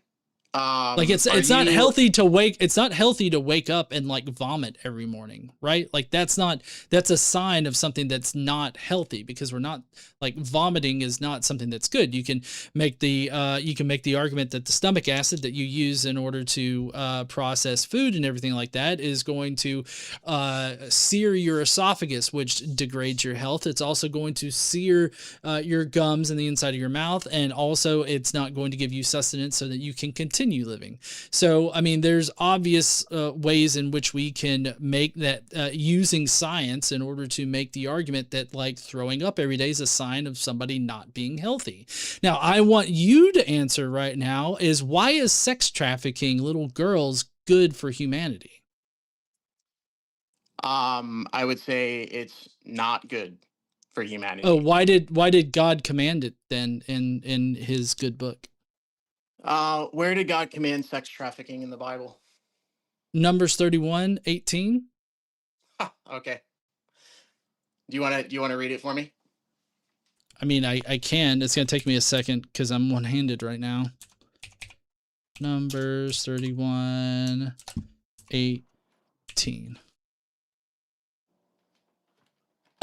Let all the little girls who are virgins live. They are yours, meaning that they are yours as plunder. Later on in Numbers, God actually dictates to Moses how you are to divvy up these little girls to the Israelite men. And then if we go to, let's see, if we go to Deuteronomy 20:21, 10-14. When you go, this is what it says in Deuteronomy 21:10-14. When you go to war with your enemies and the Lord your God hands them over to you in defeat and you capture them, you may see that one of them is a beautiful woman who you like and want to marry. Take her home, have her shave her head, cut her nails, and get rid of her clothes that she was wearing, because, you know, you slaughtered her family right in front of her, could slit their throats, made them bleed on her, like, dress and everything. So you probably want to get rid of that. When she was captured, after she has lived in your home and You're has reading finished into the text. Huh? You just read something into the text that doesn't exist there. I just want to. Well, no. Well, I mean, that's the No. It's not that it doesn't exist there. I mean, I was being a little bit more descriptive than the text is being, but that's still there. When you go to war with your enemies and you capture the girls amongst them and you see one that you want to marry, have her change her clothes because they're probably bloody from all of the blood that you killed, from killing her parents. I mean, it literally says that you killed her parents, right? So anyways, after she has lived in your home, after she has lived in your home and has finished her month of mourning for her father and mother, you may sleep with her. You may go into her, is what it says in some translations, and marry her. So the going into her is the act of marriage in this situation, and she shall be your wife. However, if you are not happy with her, like if she doesn't do that thing that you like, is what it means, you must let her leave and go wherever she wants. You are not allowed to sell her for money or treat her like a slave because you have brought shame on her, meaning that you have raped her in this situation. So in these two contexts here, what you have in Numbers 31 of shame upon her is not that the individual raped her. That's just a mischaracterization of the text. No, it's not. I bring shame upon a woman in ancient Near Eastern culture is to sleep with her, and after sleeping with her, to either not marry her, because no. It's the shame. The shame on her is taking her virginity, and in this particular respect, it's rape. So I mean, like, yes, the shame on her is raping. It's not rape though. You're reading that into the text. Can you have consensual sex with captives? So, in the text, which text are you referring to? Are you referring to Numbers chapter 31? Or are you referring to the other text that you just read in Deuteronomy? I'm referring to both of them. The one sets up the second one. So the one has the girls being divvied out to all the Israelite men. This one right here dictates how the Israelite men marry, quote unquote, marry these little girls by going into them. Either immediately if they are of age and they have yet to sleep with a man, or they're smaller girls, like littler girls that have to wait until after puberty and then they will be raped. Either way, they're still getting raped. You're reading after puberty into the text. That's not what a young maiden is. A young maiden it is. in the Hebrew scriptures is somebody who is of marriageable age. So you're reading your marriageable. No. The text. So marriageable age is anybody that has been through puberty. So a young woman who is past the point 14 of puberty. 14 years old or older. So just so that we can get on the same page here, you said little girls. Right. So that's not what the Hebrew you don't word consider a 14 means. No. Well, in Numbers 31:18, it does say little girls, which includes the little ones that have to wait to be raped, and then it would also include those that are of marriageable age that have yet to sleep with a man that can immediately be raped. So, can you tell me what the Hebrew word betula or alma means? Yeah, those are words distinguishing the different stages of a girl and then eventually going into a woman. But see, it depends on what you mean by woman in this particular respect. For the Israelites, yes, they are. A betula or an alma is referring to simply a virgin or a young maiden who has never known a man. So it's not talking about the stages of development. No, I'm not saying the stages of development. I'm saying that it's the different stages. Sorry if I misspoke about that. It's the different stages of a girl/woman in the Israelite culture. So you have the little girl, which I can't remember the exact word for that right now, but there's the little girl stage, and then there's one where they are going through puberty, like they're in the midst of puberty or just after puberty, and then once they are through puberty, they are the I believe the after puberty is alma. But in any case, it definitely dictates. Alma just means virgin. It does not. It has nothing to do with the age of the woman. It doesn't. No. I'm saying that it depends on. There's no what I'm trying to say is that there's no little girl stage that the Bible is talking about, where women are being given to men other than at a marriageable age. That's literally what betula, which is 14, or alma means, which is 14 in Hebrew, which is 14. What parthenos means in Greek. What's toph?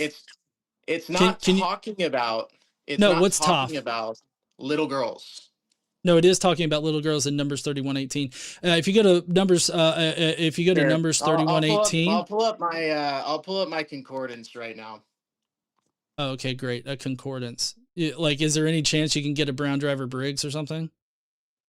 I mean, I'm on an interlinear right now, so I'm on my interlinear. For...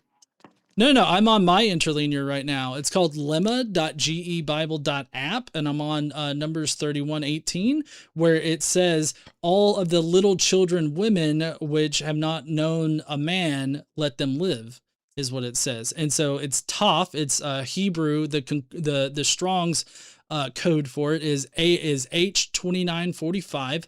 It's Toph. It means the little children. It says the little children, women.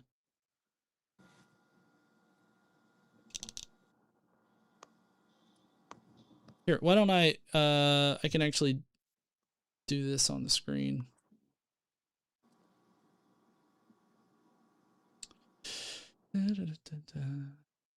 Okay, so it's making a distinction between the women and the children in the actual Hebrew. So I don't know why you're... So there's a distinction know what you're between talking the about. women and the child. So Banathim in Hebrew is speaking of women, and Hatap is speaking of child. Where are you looking at right now? I'm on Numbers 31:18. Right. What's Toph? I got it on the screen here.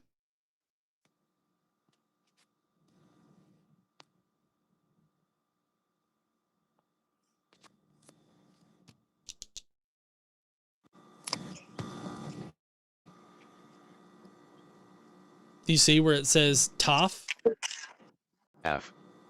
Can you pull it up in the greater context of the text, please? Yeah. Here you go. Let's see. Hold on. My screen's cut off a little bit there. Let me fix it real quick.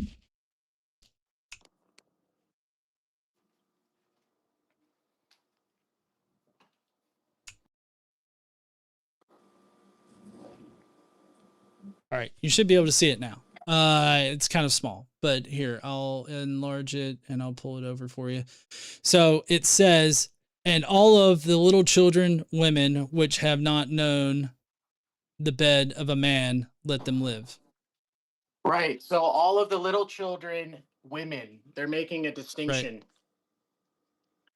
Right. So there's a distinction between the women and there's a distinction between the children. No. It's a characterization. It's the little children, women. It's the little girls. This is how it's rendered. The little girls. The little children, women. Right. It's saying that the women described here are children. Yes. So the Hebrew word taf, which generally denotes small dependents, infants, or young children. However, the phrasing in the Hebrew bridges the gap between young children and young unmarried females. Right. So the term taf, which I just brought up, and then the qualifier banashim among the women or within the female group. No, wait. So but it's Isha. There's a distinction. There's a distinction. It's Isha. No. I don't know what you're reading. The word directly after Toph is Isha. But the women, the Toph. I don't understand. This noun. So the noun Toph is referring to little children or dependents who walk and are carried. The qualifier in the Hebrew is banashim, which is translated among the women within the female group. So there is a qualifier that is taking place. So it is not little children that's taking place there. It's not. No, it is. Can you just look at these different translations that are up right here? Look, but yes, all the girls who have not known a man by lying with him. That as well too. Right, but spare for yourselves every girl who has not known a man, but all of the women children that have not known a man by lying with him keep alive. And keep alive for yourselves every child among the women who has not known the bed of a man. So like all of the women children, so all of the girls, all the little girls, keep them. I'm just gonna bring this up as well too, because it is in the actual dictionary as well too, that this word is not used only in reference to young kids. It includes adults. So no, the this is the definition, children women. Like this is the children girls. These are the little girls. This I don't know why you're fighting this so fucking hard right now. Because when you're bringing up a text, you have to be ready to interpret it and to recognize that different Hebrew words, yes, I depending am. on their context, I am. You're are not going to mean different things. I No, I'm am. literally You're reading. not. I'm reading I the am. definition right You're now. not. I am. So You're the not. definition My interpretation, my interlinear interpretation is in line with what the text is generally rendered as. You're doing eisegesis where you're layering on top of it the things that you want it to say. In fact, at this time in the Israelite culture, 14-year-old girls who are children, unless you don't consider them to be children, would have been amongst this group, along with smaller girls who would have to wait for puberty in order for them to be married off, because they were at a marriageable age at the age of around 14 years old. So why are you saying that little kids, based upon what you just said, are being sex trafficked? This whether it's whether they're no, the sex trafficking is regardless of when they're raped. No, hold on. No, hold on. You made a claim. You made a claim about what I said. You made a claim about what I said. Let me clarify. I made no claim. Yes, you did. You talked about the sex trafficking. Hold on. The sex trafficking, whether the rape happens now or it happens later, it is still rape. It is still men controlling the sexual lives of these girls. That is sex trafficking by definition. Where does the text say rape? The fact that one, they are captive girls, and where and does two, the text say rape? When you are I'm telling you, I'm currently telling you, it does not have to directly. It does. Would you shut the fuck up for 1 minute? Oh, that's definitely charitable. Okay. No, fuck you is what I'm saying right now. Fucking charitable. Okay, I've been charitable this entire fucking time, you little fucking shithead, okay? Listen, I'm trying to explain to you. You keep demanding, you keep doing this hyper specific shit that you want rape to appear in the text when it's not going to say rape, because at this point in time, they did not understand what rape was, okay? They did not understand that Can you go read Deuteronomy chapter 22 verse 25 and tell me that they didn't know what rape was, considering that they stoned no. So that was a property violation. They did not consider the consent of women. Violation. It is a property violation. Let's not change. And the man was stoned to death. And then in 28, a girl is raped, and then she is forced to marry her rapist. What does Deuteronomy mean? How does this matter? No, I'm just curious if you know, because this applies to the argument. I'm going to carry the argument out. I just want to know if you know what Deuteronomy means. Why don't you educate me? Deuteronomy means second law. So if you go back to Exodus chapter 21, verses 16 through 17, the actual word in Deuteronomy verses 28 and 29 is not actually referring to rape whatsoever. Because according to Exodus, it's the same exact case that Exodus chapter 21 is talking about. And in Exodus chapter 21, since Deuteronomy is the second law, it's the second recitation of the law before the Jews enter into the promised land. It's appealing to Exodus chapter 21, verses 16 through 17. And in that context, it's talking about seduction. So no, it's definitely not seduction.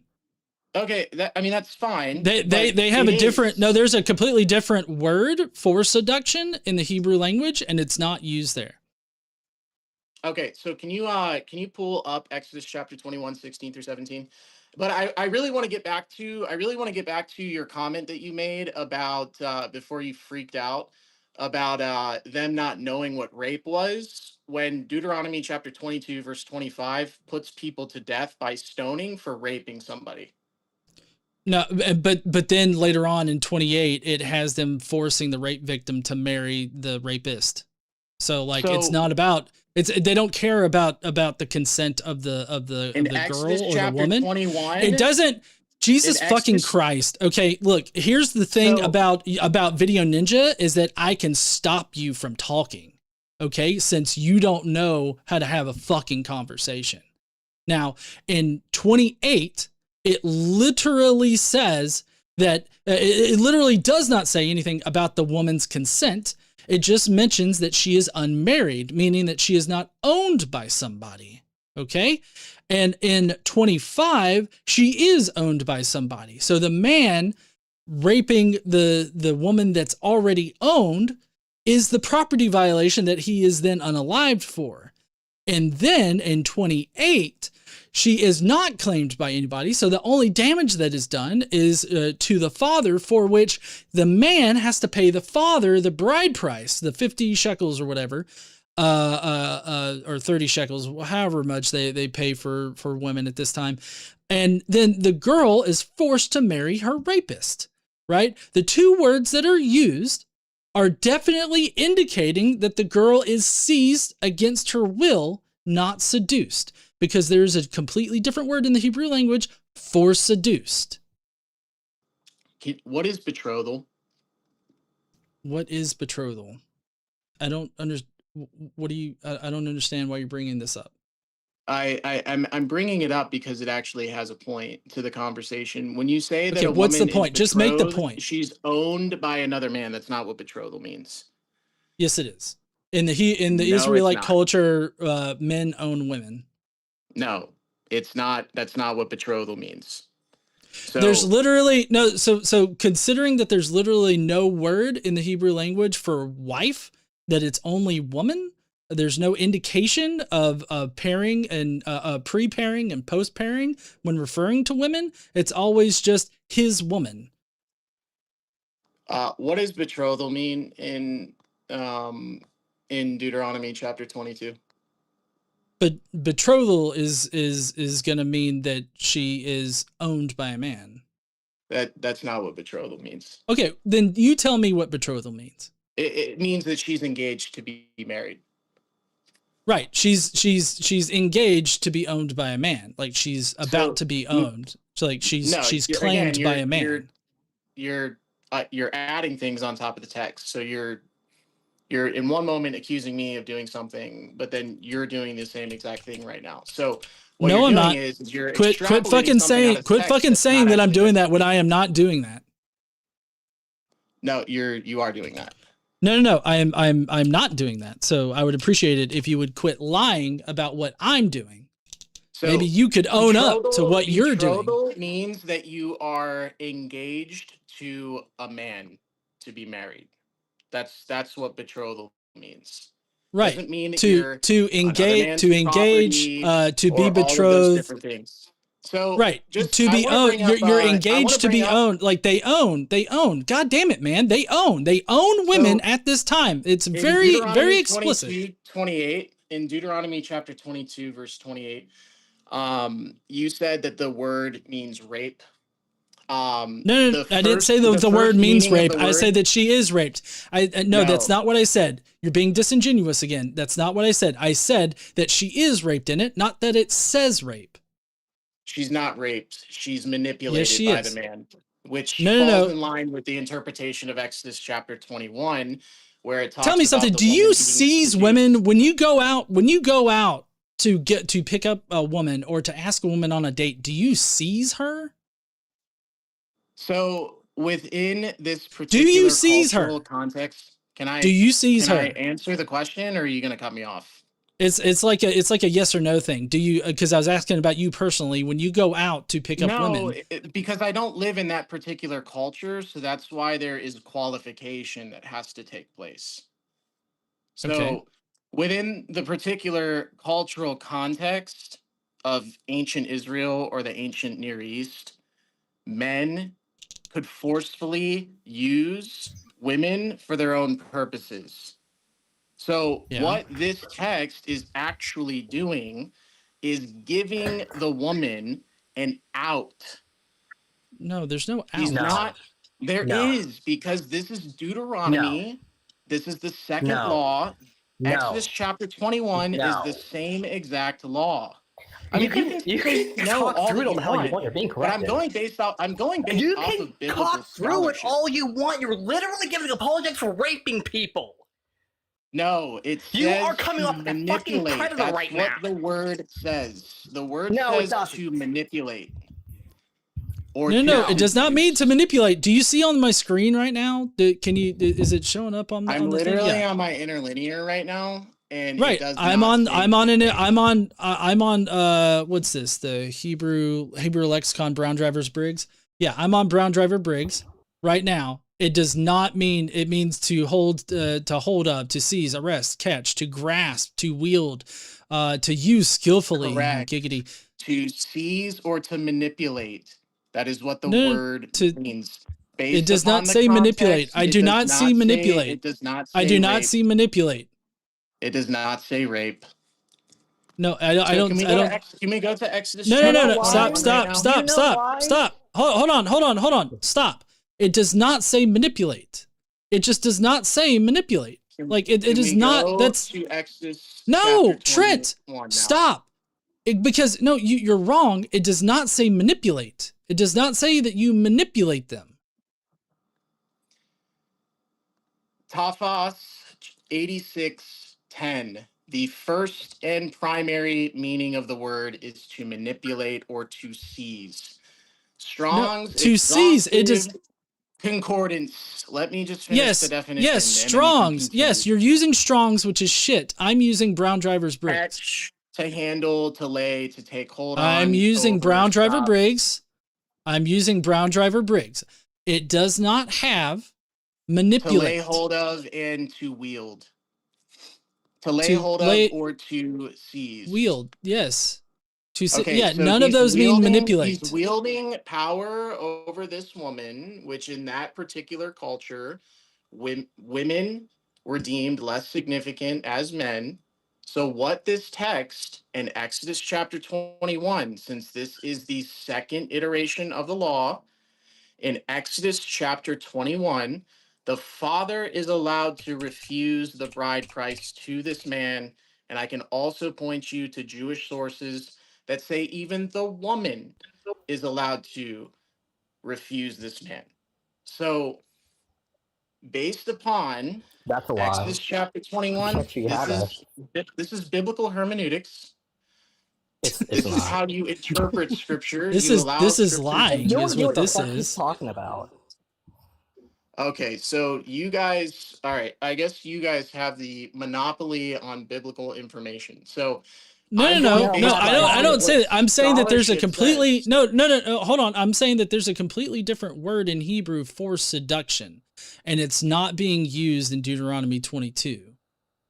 Okay, to lay hold of or to seize can also mean seduction based upon the context that the word is found in. Yes, in Brown Driver in the Strong's Concordance, which is like basically taking what Christians or Hebrew Bible, like the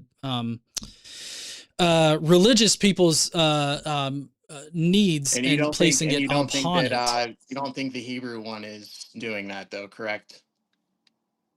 So it's we're No. just playing my source against your source type of game right now. No, well, I'm using a good one, and you're not. Oh, so you're using a good one. Okay, that's cool. So Yeah, Brown you're Driver using- Briggs is better than Strong's Concordance. You ask anybody. Okay, based upon what? I mean, that's just in the field. Like Strong's Concordance is about how religious people use that text as opposed to how what the words actually mean. So like it's widely regarded as being bad. And the one that you're using, which is rooted in religious Judaism, is not? In religious Judaism, I mean, Brown Driver Briggs is You're qualifying the goodness of an interlinear based upon religiosity. That's not a right. good argument. Can you look up? Let's see. Can you look up what is it? H6601. It's Ptah. Ptah. Ptah. Ptah. Buddha. No, Yeah. I want to stay on this particular point because you're not actually Yeah, I am. you're not actually allowing me to go to Exodus chapter 21, which is the We'll repeat get law there. that takes place in Deuteronomy chapter 20. Oh yeah, 20. 21 has it where the father can sell the daughter into slavery. So we could definitely go there. But no, what it's very important to this to the current discussion of whether or not in Deuteronomy 22 if it's talking about Exodus 22 is speaking about a bride price, but got it. bride price is No, selling a child into slavery. Well, if you read it in context, she becomes the wife Context. of the I get to say man, what the context or is. she becomes the wife of the man's son. Yeah, Right, just ignore me. exactly. Go ahead. So when you actually read it in context, it's about marriage. He's taking her No, to it's not. himself to be his wife. No, Okay. so then Trent, look, then no, look, Trent, look up the Trent, text, bro. Trent. Yes. If I give you money for your daughter and I quote unquote marry her, is that selling your daughter to another man? Within the ancient Near Eastern cultural context, since you are about On the cultural exegesis and not context, it's okay to eisegesis, rape a child. that also means that we need to interpret the Hey, Bible John, you within its forgot. You forgot. In the historical and cultural contextual context, it's always okay to rape a child in that context. Are you going to let me finish, or you just No, because you're just lying. finish what I'm going to say? I'm not lying. Because I'm I literally have repeating what you're saying. I have tons See, of in the scholars cultural that I can context, appeal John, to just on always this understand that it's particular okay to point. rape a child back then. I have tons of A scholarship that I can girl appeal into to sex on these slavery, particular John. things. You just Right. gotta always You not have forget that. Okay, so you gotta now you're you beginning to have use ad hominem. apologetics. That's great. You're No, using ad hominem. Okay. no. Um, So Trent, can you? Fallacies I are, you want to. dumbass. Can I finish my point? Since you both are foaming at the Trent. mouth now, can I No, finish my point? So Trent, but I'm trying to get you to look at the Patha. It's Strong's number is H6601, right? It means to deceive. It means to entice, when you deceive, seduce, persuade. you are manipulating. Correct. Right, exactly. I agree with you. Right. So when you That's are not enticing a used in woman, you are 22. seducing That's a not woman. right, but that's not what it's Okay. saying in Deuteronomy 22. In Deuteronomy 22, it does not use patha. It does not use that at all. What is Deuteronomy? I don't see how that applies here. Like, I What get is that it's the Deuteronomy? second. I get that it's the second law or whatever in the fuck, but that doesn't What is the it fact the that second law to? I don't understand why you're talking to me in this way right now. I'm just asking you a question. I'm not talking to you in any particular way. I'm just asking you what it No, is. yeah, the you're second talking law down to. to me is what you're doing right now. You're I'm talking not down talking to me down like to you. you're I'm teaching just- me something. No, you're talking to me like you're teaching me something when you're not. What I'm saying is that patha is not used in Deuteronomy 22. The words for seize and to strengthen or to like take by strength or by force, those are the words that are used in 22, 25, and 28, which is an indication of rape, right? Because they're forcefully taking these girls and they're putting penis to vagina and raping them because they're not considering consent. And the only thing that's violated there is the property rights of a man. In one situation, it's a man that has laid claim on a woman. And so when another man violates that claim, he gets unalived. When the girl has yet to be claimed by a man and is still owned by her father, if a man violates her, meaning rapes her, then the man owes the father the bride price, which is basically paying a fine. The violation is not rape. You're reading that into it. Is no, I'm not. To violate a I'm woman is to take her virginity. You're That is accusing what the it host means. of everything that you're doing. Okay, so who's the other guy on here that doesn't know what he's talking Kevin. about? Oh, no, I know exactly what I'm talking about. You don't know shit. Oh, are you a Hebrew scholar? Rabbi Hannah on here would tell you you're so full of crap. Okay, cool. Yeah, to learn. The silence is deafening. Do you want me to quote you a Jewish source on Deuteronomy chapter 29 or chapter 22 verse 29? No, you were wanting to go to Exodus 21, 16 to 17, huh?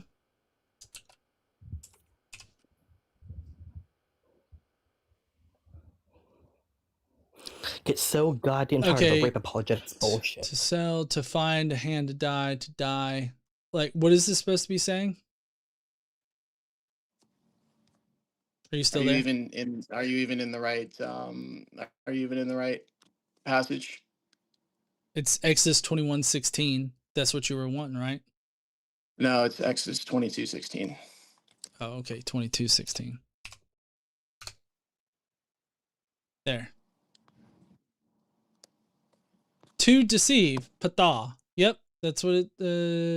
That man to deceive a virgin, to betroth to lie down with, and you shall acquire women. Okay. So in this particular context, the bride price is still having to be paid, correct? Okay, sure. Yeah, you're paying to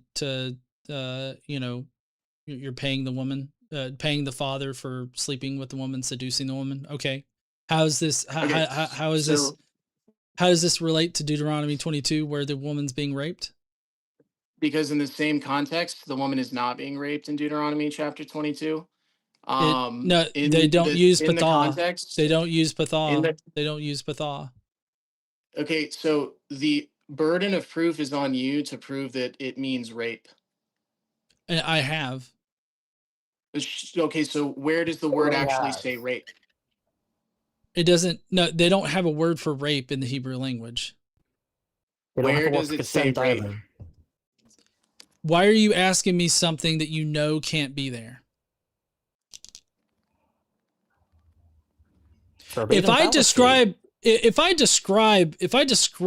rape, but I don't use the word for rape, is it still rape to you? So the Hebrew word, there actually is a Hebrew word for rape. So you're just being. Oh, what is it? I know that's a matter of fact. No, what is it?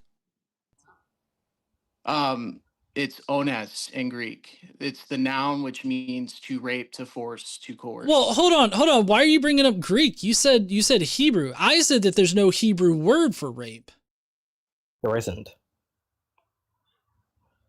It means any ethical rabbi's rape. going to tell you that.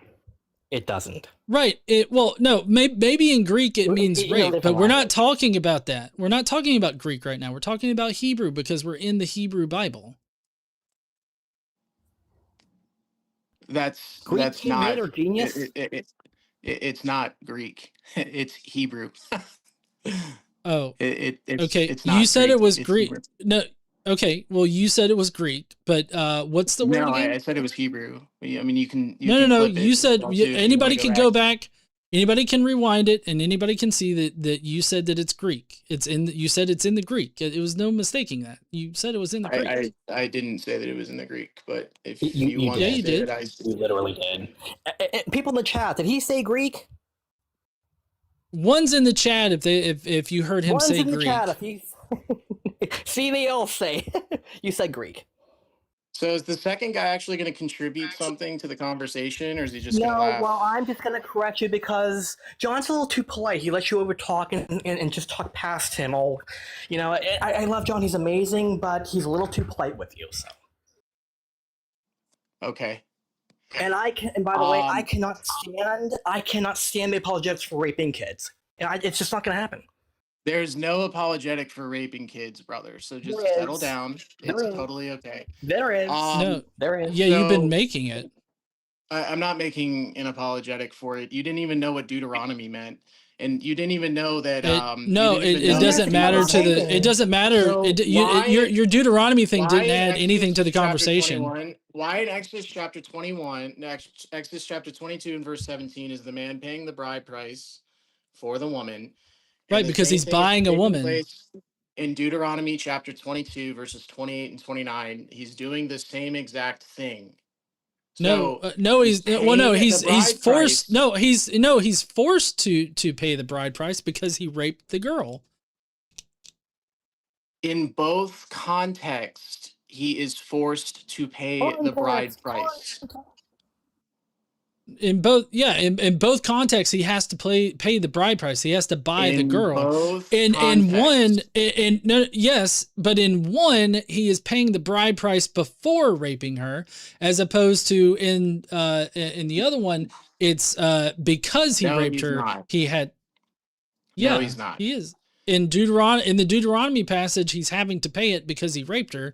In the Exodus context, he is betrothing her, meaning that he is purchasing a wife. No, he's so the purchase happens. Slept with her in verse 16 of Exodus chapter 22, and he is paying the bride price.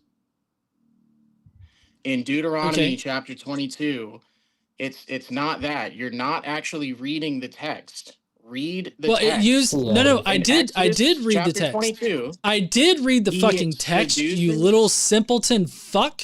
I did read it, and it does say to deceive. Oh, watch out. Okay. That's not an ad hominem. No, hold on. Let me explain. Real quick, Trent. Let me explain what an ad hominem is, just so that you're edified on this. An ad hominem would be, you're a stupid fuck, therefore you're wrong. If I say, oh no, you are being a stupid fuck on this point, that's not an ad hominem because I'm just describing your actions. Right? So those are two different things. If you're going to call out fallacies, be sure that you understand how to properly call them out.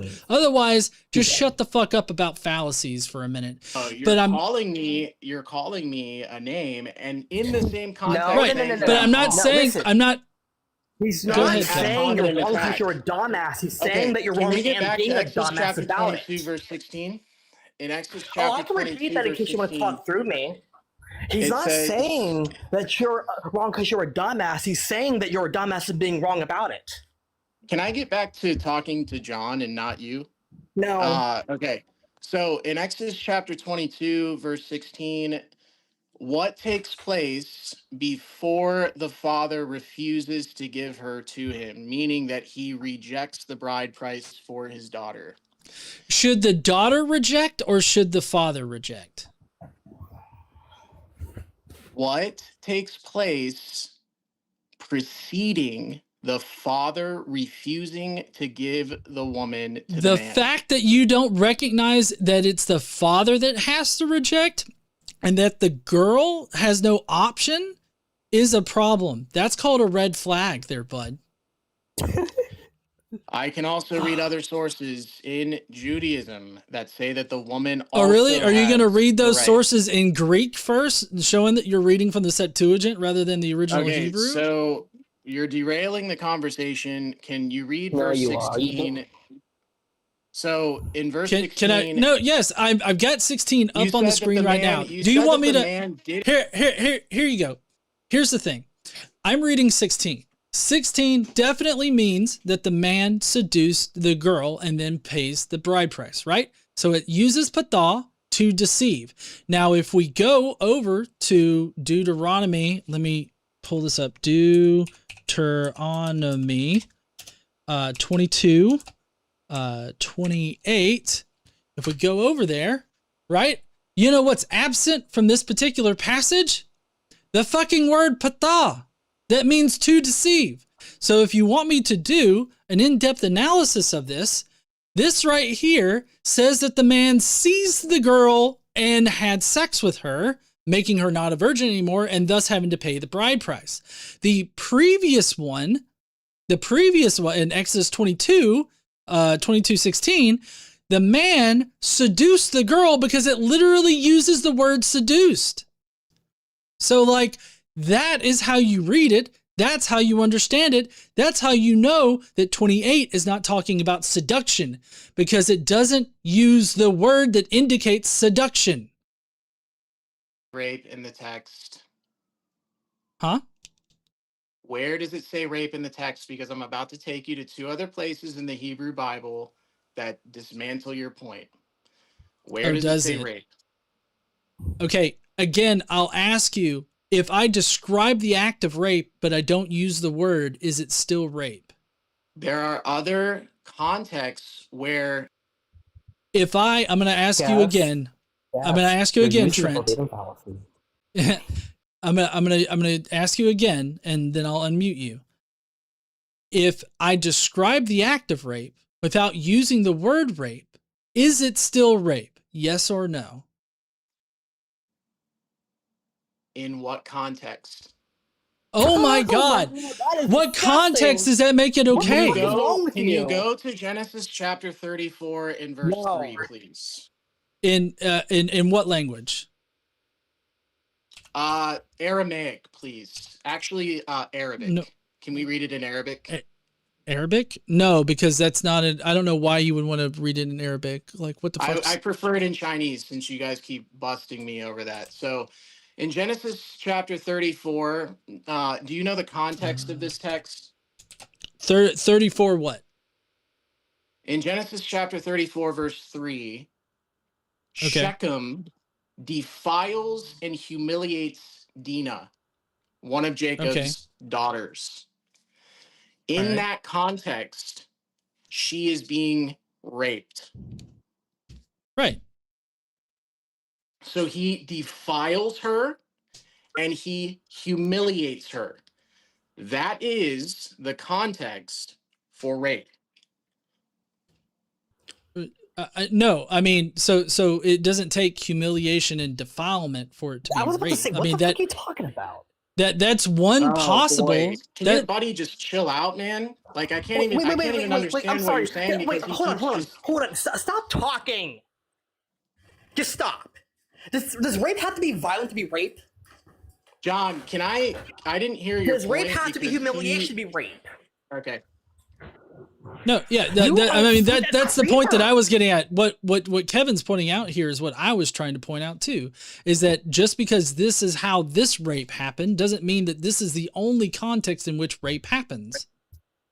How do you define consent? I'm just kind of curious. I get you. He doesn't know what that even means, I promise you. Trent, how do you define rape? You are humiliating a woman.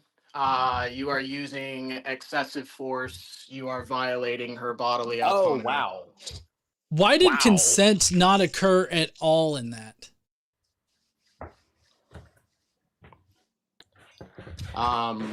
Because rape is a violation of those things. It's a violation of consent. Yeah, do you know? Have you ever heard of fries? Yeah. Have you ever heard of fries? Can we focus on Genesis chapter 34, please? No. I mean, want this to be addressed. Please, John, don't let him change it. No, so fries is 2 Samuel chapter 13 and verse 14 as well. Why does this hold on. Why do we keep going to things? Why do we keep going to different places that are not concerned with the context of Deuteronomy 22, 25, and 28? Because when you are claiming that something is rape, then we need to go to texts of scripture that actually speak about a woman being defiled and humiliated in that No. So again, you're describing rape in those terms as opposed to in terms of consent. Now, FRIES is a great acronym that I think that you need to learn because it's considered the 5 pillars of consent, which is is how we understand what great. Yes, I will edify you on this. So the F in it means freely given. The R is reversible. The I is informed. The E is enthusiastic, and the S is specific. There was also I wish Glinda had another one, another S word that is also attached to the S. I can't remember what it is right now. I'll have to ask her later. But specific. So freely given. Right? Consent must be a voluntary choice made without pressure, force, threats, or manipulation. Reversible, anyone can change their mind or withdraw consent at any time, even if an activity already started. Informed is all participants must understand the details and boundaries of what they are agreeing to. Enthusiastic means that consent is actively wanting to participate rather than just the absence of a no. Or acquiescence is another way to describe that. And then specific is agreeing to one specific act does not mean automatic consent to other acts or future encounters. So this is the understanding of consent. Rape is the violation of consent in a sexual context. Can you go to Deuteronomy 22:25, please? He's just going to completely ignore what you just said. Yep. No, I'm actually going to the Hebrew text, which uses the Hebrew word kahaz, which is a more forceful word than is used in Deuteronomy 22, 28, and 29 to prove my point. So can you go to Deuteronomy chapter 22 and verse 25, please? It's up there right now. If it doesn't work, you owe me $500. What is the word kazak mean? And is it the same exact word that is used in Deuteronomy chapter 22, verse 28? No, it is not. No. So it's not the same word that is used in 28, but it is a synonymous word. No, it's not a synonymous word. It's a stronger word in Hebrew. It's a stronger word. No. Okay, look. Okay, so here is the hazak, which is to strengthen, which means to be strong, to go strong, to prevail upon, to be firm, to be caught fast, to be secure, to press, to be urgent, to grow stout, grow rigid, grow hard, to be severe, to be grievous, and all this other stuff. So it has multiple meanings, and in fact, it goes for like 4 fucking pages, right? So it does mean to basically strong arm the woman. He basically strong armed the woman, right? Forcefully forced her into the situation. That is one kind of rape happening there. And what happens to him when he does that? He is unalived, but it's because of the fact that she's betrothed. Okay, so the rape in that context is only because she's betrothed. She's betrothed and she's raped, meaning that it's a violation against a man that's already claimed her. And so because a man damaged it. Right, so you damaged. So it's not a okay. Again, you're using betrothal as property, and the fact of the matter is that betrothal is not property. It's just engaged to be married. Women, no, right. But in this particular context, like in the Israelite culture, women are owned by men, and in that way they are married to a man. But it's never put in the context of like the marriage as we understand it today. It's put into the context of ownership. That's why a man can own several women. So women in any sense in the Hebrew context are owned by men. Sorry. Yes. I took way too big of a drink there. Okay, so yes. Why are women, if there are no brothers, why are they given land inheritance in Israel if they are owned by men? Well, I mean, so in that particular respect, they were owned by a man, and then they took on, that because they were owned by a man. Like, and But they're owned by a that's man, so why are they receiving property rights? because of the fact that they were owned by a man, and since there's no brothers and whatnot, that's just the fallback for it. I mean, since she was owned, like that they are owned. Well, why else can a man have several wives? Is that prescriptive or descriptive? It seems pretty prescriptive when God specifically gives laws and commandments that have situations where, like, if you take on this woman as a second wife, then the first wife's stuff shall not be diminished. Okay, so is that prescriptive or descriptive? Because That's since we're prescriptive. talking about Old Testament law, we're talking about case law. It's prescriptive. We're talking about case law, so it doesn't necessarily mean that this. Let's get back to Deuteronomy 22:28 here. So what it says so right here. I'm not allowed to finish my point then. Well, no, I didn't want to get off on that topic. Okay, so can we agree that there is a different Hebrew word used in Deuteronomy chapter 22, verse 25? They are different words that are synonymous with each other. They are different words. They're different words. Yes, they are synonymous. This one right here is tafas. This is used in 28. It means to catch, handle, lay hold of, seize, wield, to lay hold of, seize, arrest, catch. When you go out to pick up a woman to take her out on a date. Yeah, no, I mean, this isn't about me. This is about the context. So, can you show me that they're synonymous, please? Yeah, the tafas is right here. It means to seize, okay. Right? Okay. To in order to seize a woman, you strong arm her, like you're overpowering her. In 25 with hazak, it means to overpower. Like they're synonymous. They're different words for the different situations, but they are synonymous with the act that they are going through. Like, so I don't understand how many times I gotta in the words whatsoever. Huh? Well, you might also be forgetting the synonymous doesn't exist in this world. So, I wasn't asking that. I was asking. Okay, so that doesn't prove any point. So. There's different words that are being used, and since synonymous doesn't actually exist within this culture, then that is a defeater for your point. How does tafas mean to seduce? Tell me that. Can you explain?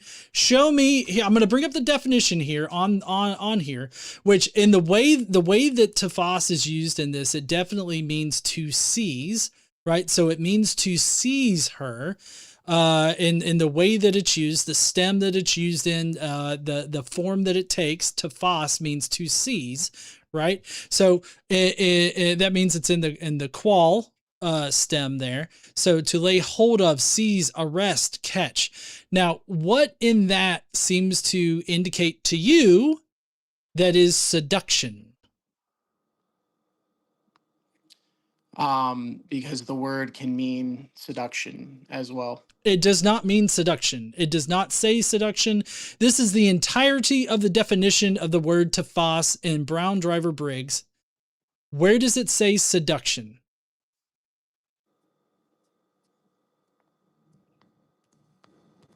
I'm saying based upon the context of Exodus chapter 22 as you can't just invent new meanings for these Hebrew words based on what you want the text to say. Based upon, so can we go back to the, since you're saying that this is rape again in Deuteronomy chapter 22, verse 28, and you're saying that these two Hebrew words are synonymous, and your buddy didn't bail you out there, he actually buried you by saying that these synonymous terms didn't actually exist. I said, and that they're stop. Brother, if I were you, I would probably just butt out of the conversation because you're not really doing anything. No.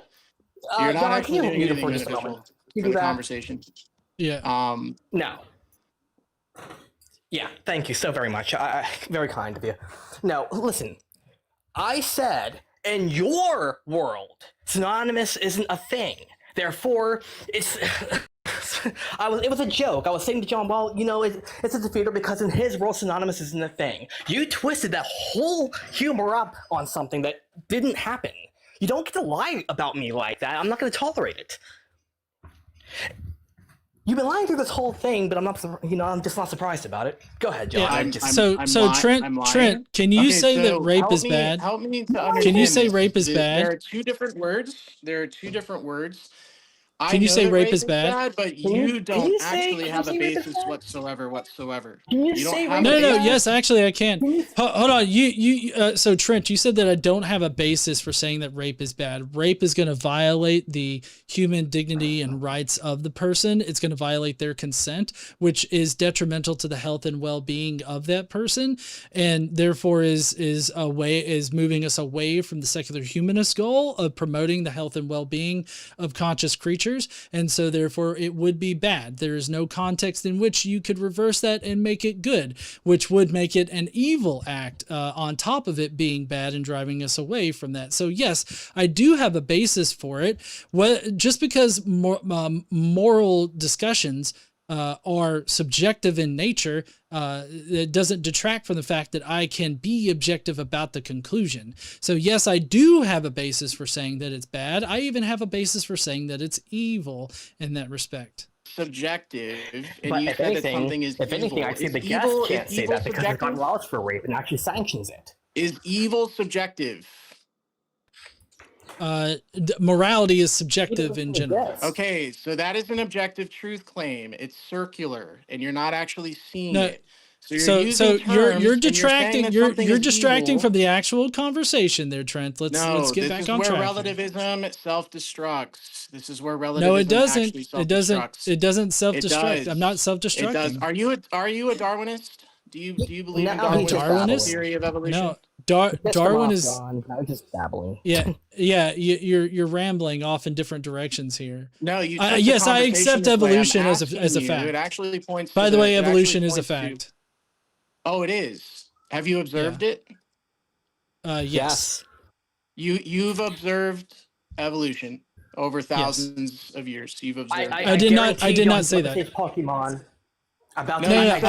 You said evolution is a fact, and I'm asking you based upon empirical sense data. No, but you added something onto that there, Trent. Trent, you added something onto it. What you added on was the thousands of years part. I'm not saying that I've seen thousands of years, but there are plenty of videos out there that show bacteria evolving in order to protect itself. It's the various forms of it against poison that's introduced into its environment, and you can see we're low evolve. Levels of bacteria that have developed over time.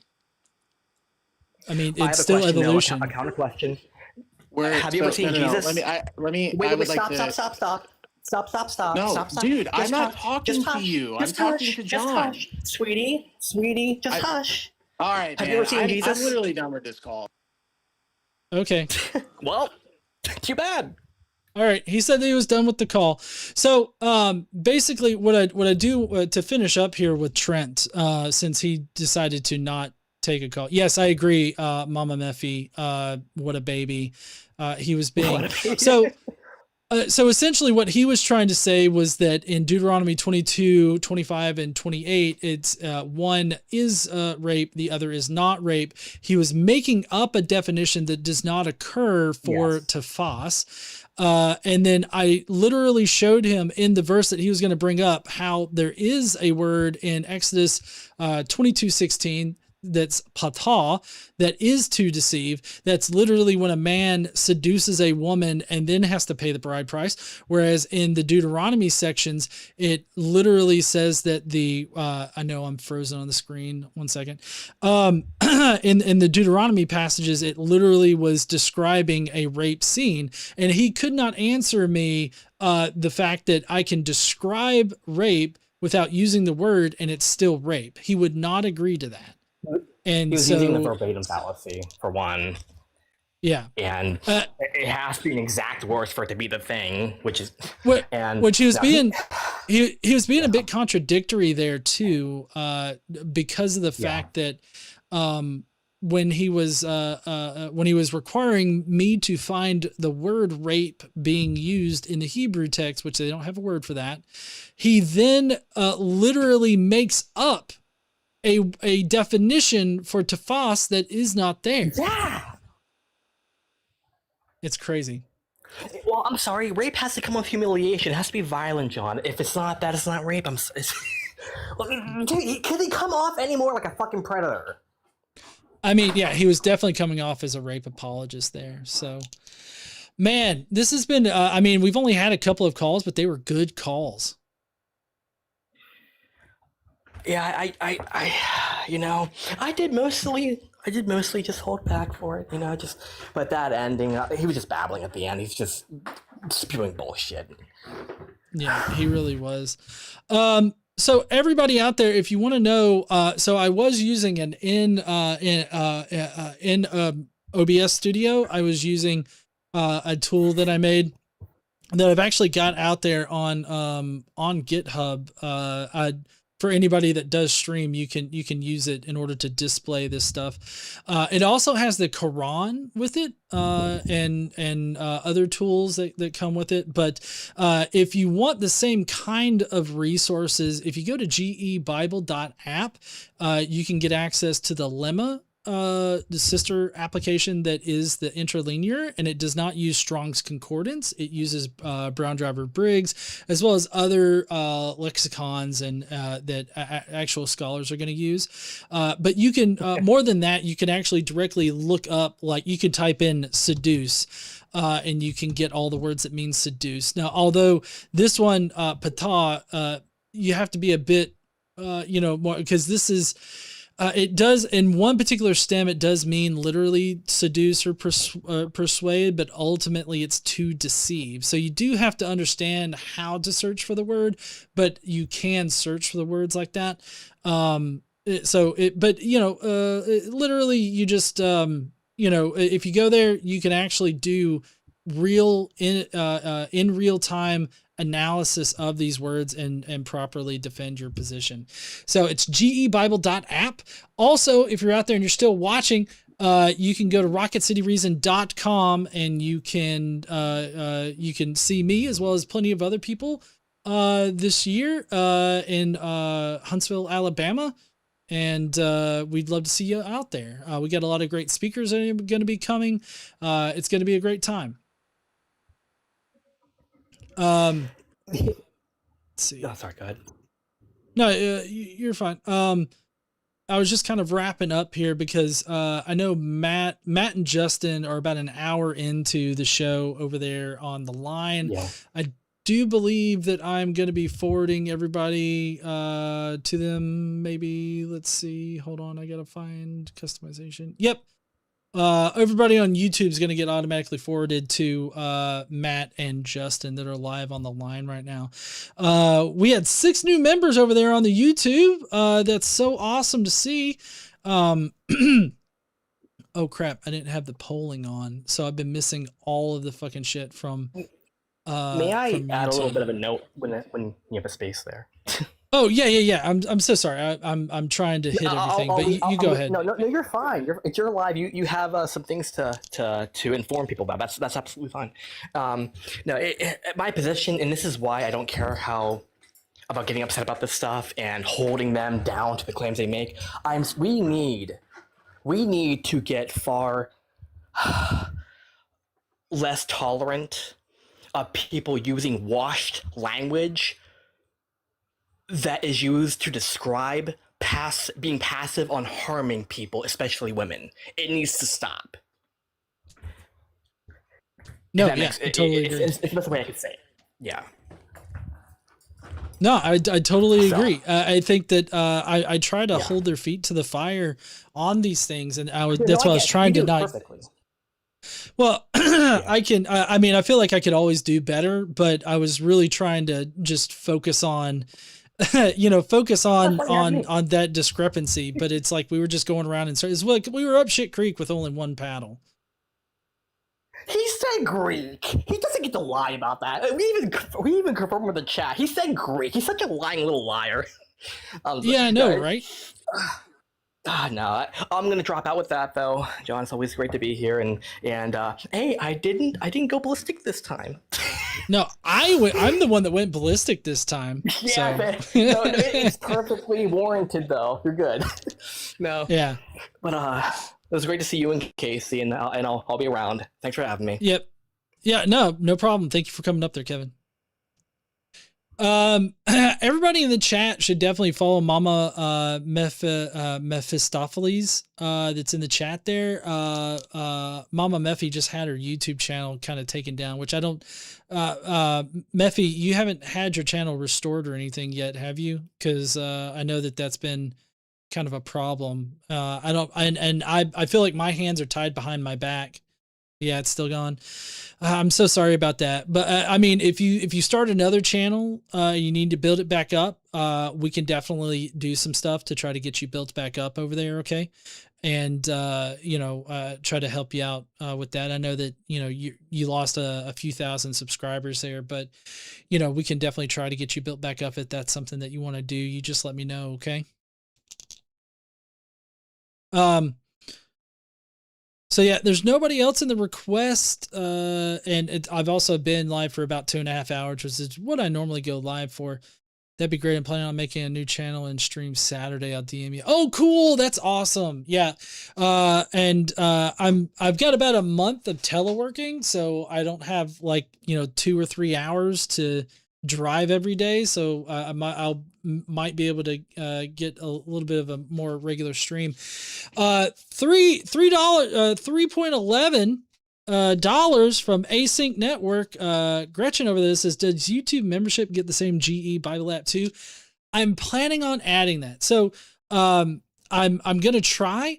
Well, I know that I can add that. I started with Patreon, and I'm going to work up to adding, I signed up for Ko-Fi today, coffee or whatever. I'm not sure how that's pronounced, for like tipping and everything like that, but you can also do memberships there. So I'm planning on working that into the system. And then I'm planning on doing the YouTube membership too, because I feel like if you're going to be a member on YouTube at the $3, $5, or $8 levels, then you should be able to have access to those tools too. I'm also planning on adding a bunch of new tools as I go. So there's data sets that are constantly being added that'll show up in the beta line, which is you got to be $5 or more. And then I'm going to be also adding like a Quran that you can go and read from there as well, using publicly available translations and everything. I'm also going to be having the same kinds of data sets for the Quran.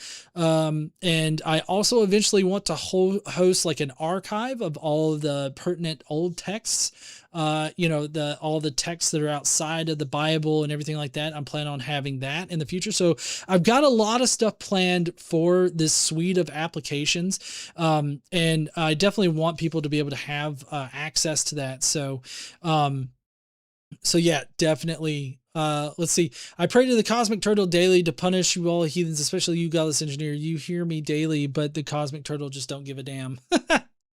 Well, make time. I appreciate you being here. I think it's pronounced coffee. Yeah, I think it might be. I know it's like buy me a coffee and everything, but I don't know. For whatever reason, my brain read it Ko-Fi, but it's coffee. Yeah. But yes, async, I will definitely get on that. It's definitely in my list of to-dos to get that up to get YouTube stuff on there. And so I will definitely get that worked in. And as soon as I can, I'm having to work on Claude limits to really kind of like work on all this shit at the same time. So it's just a matter of time before I get it up there. But yes, so gebible.app, if you're on your phone, and you go to it, you can install it as a web app, and it'll appear on your home screen as like a regular app. And it'll even open up in a full screen mode that looks just like every other app. Some apps are not designed to be intuitive to pronounce. Yeah, I agree. Oh yeah, I know async. Sorry, I was just reading the name. It's Gretchen. Yeah, I know. Just on a different device. Yeah, I got you. I see you. I believe I see you over here on the TikTok too. That's kind of great. Introducing my new app. Pee pee pee pee pee poo poo.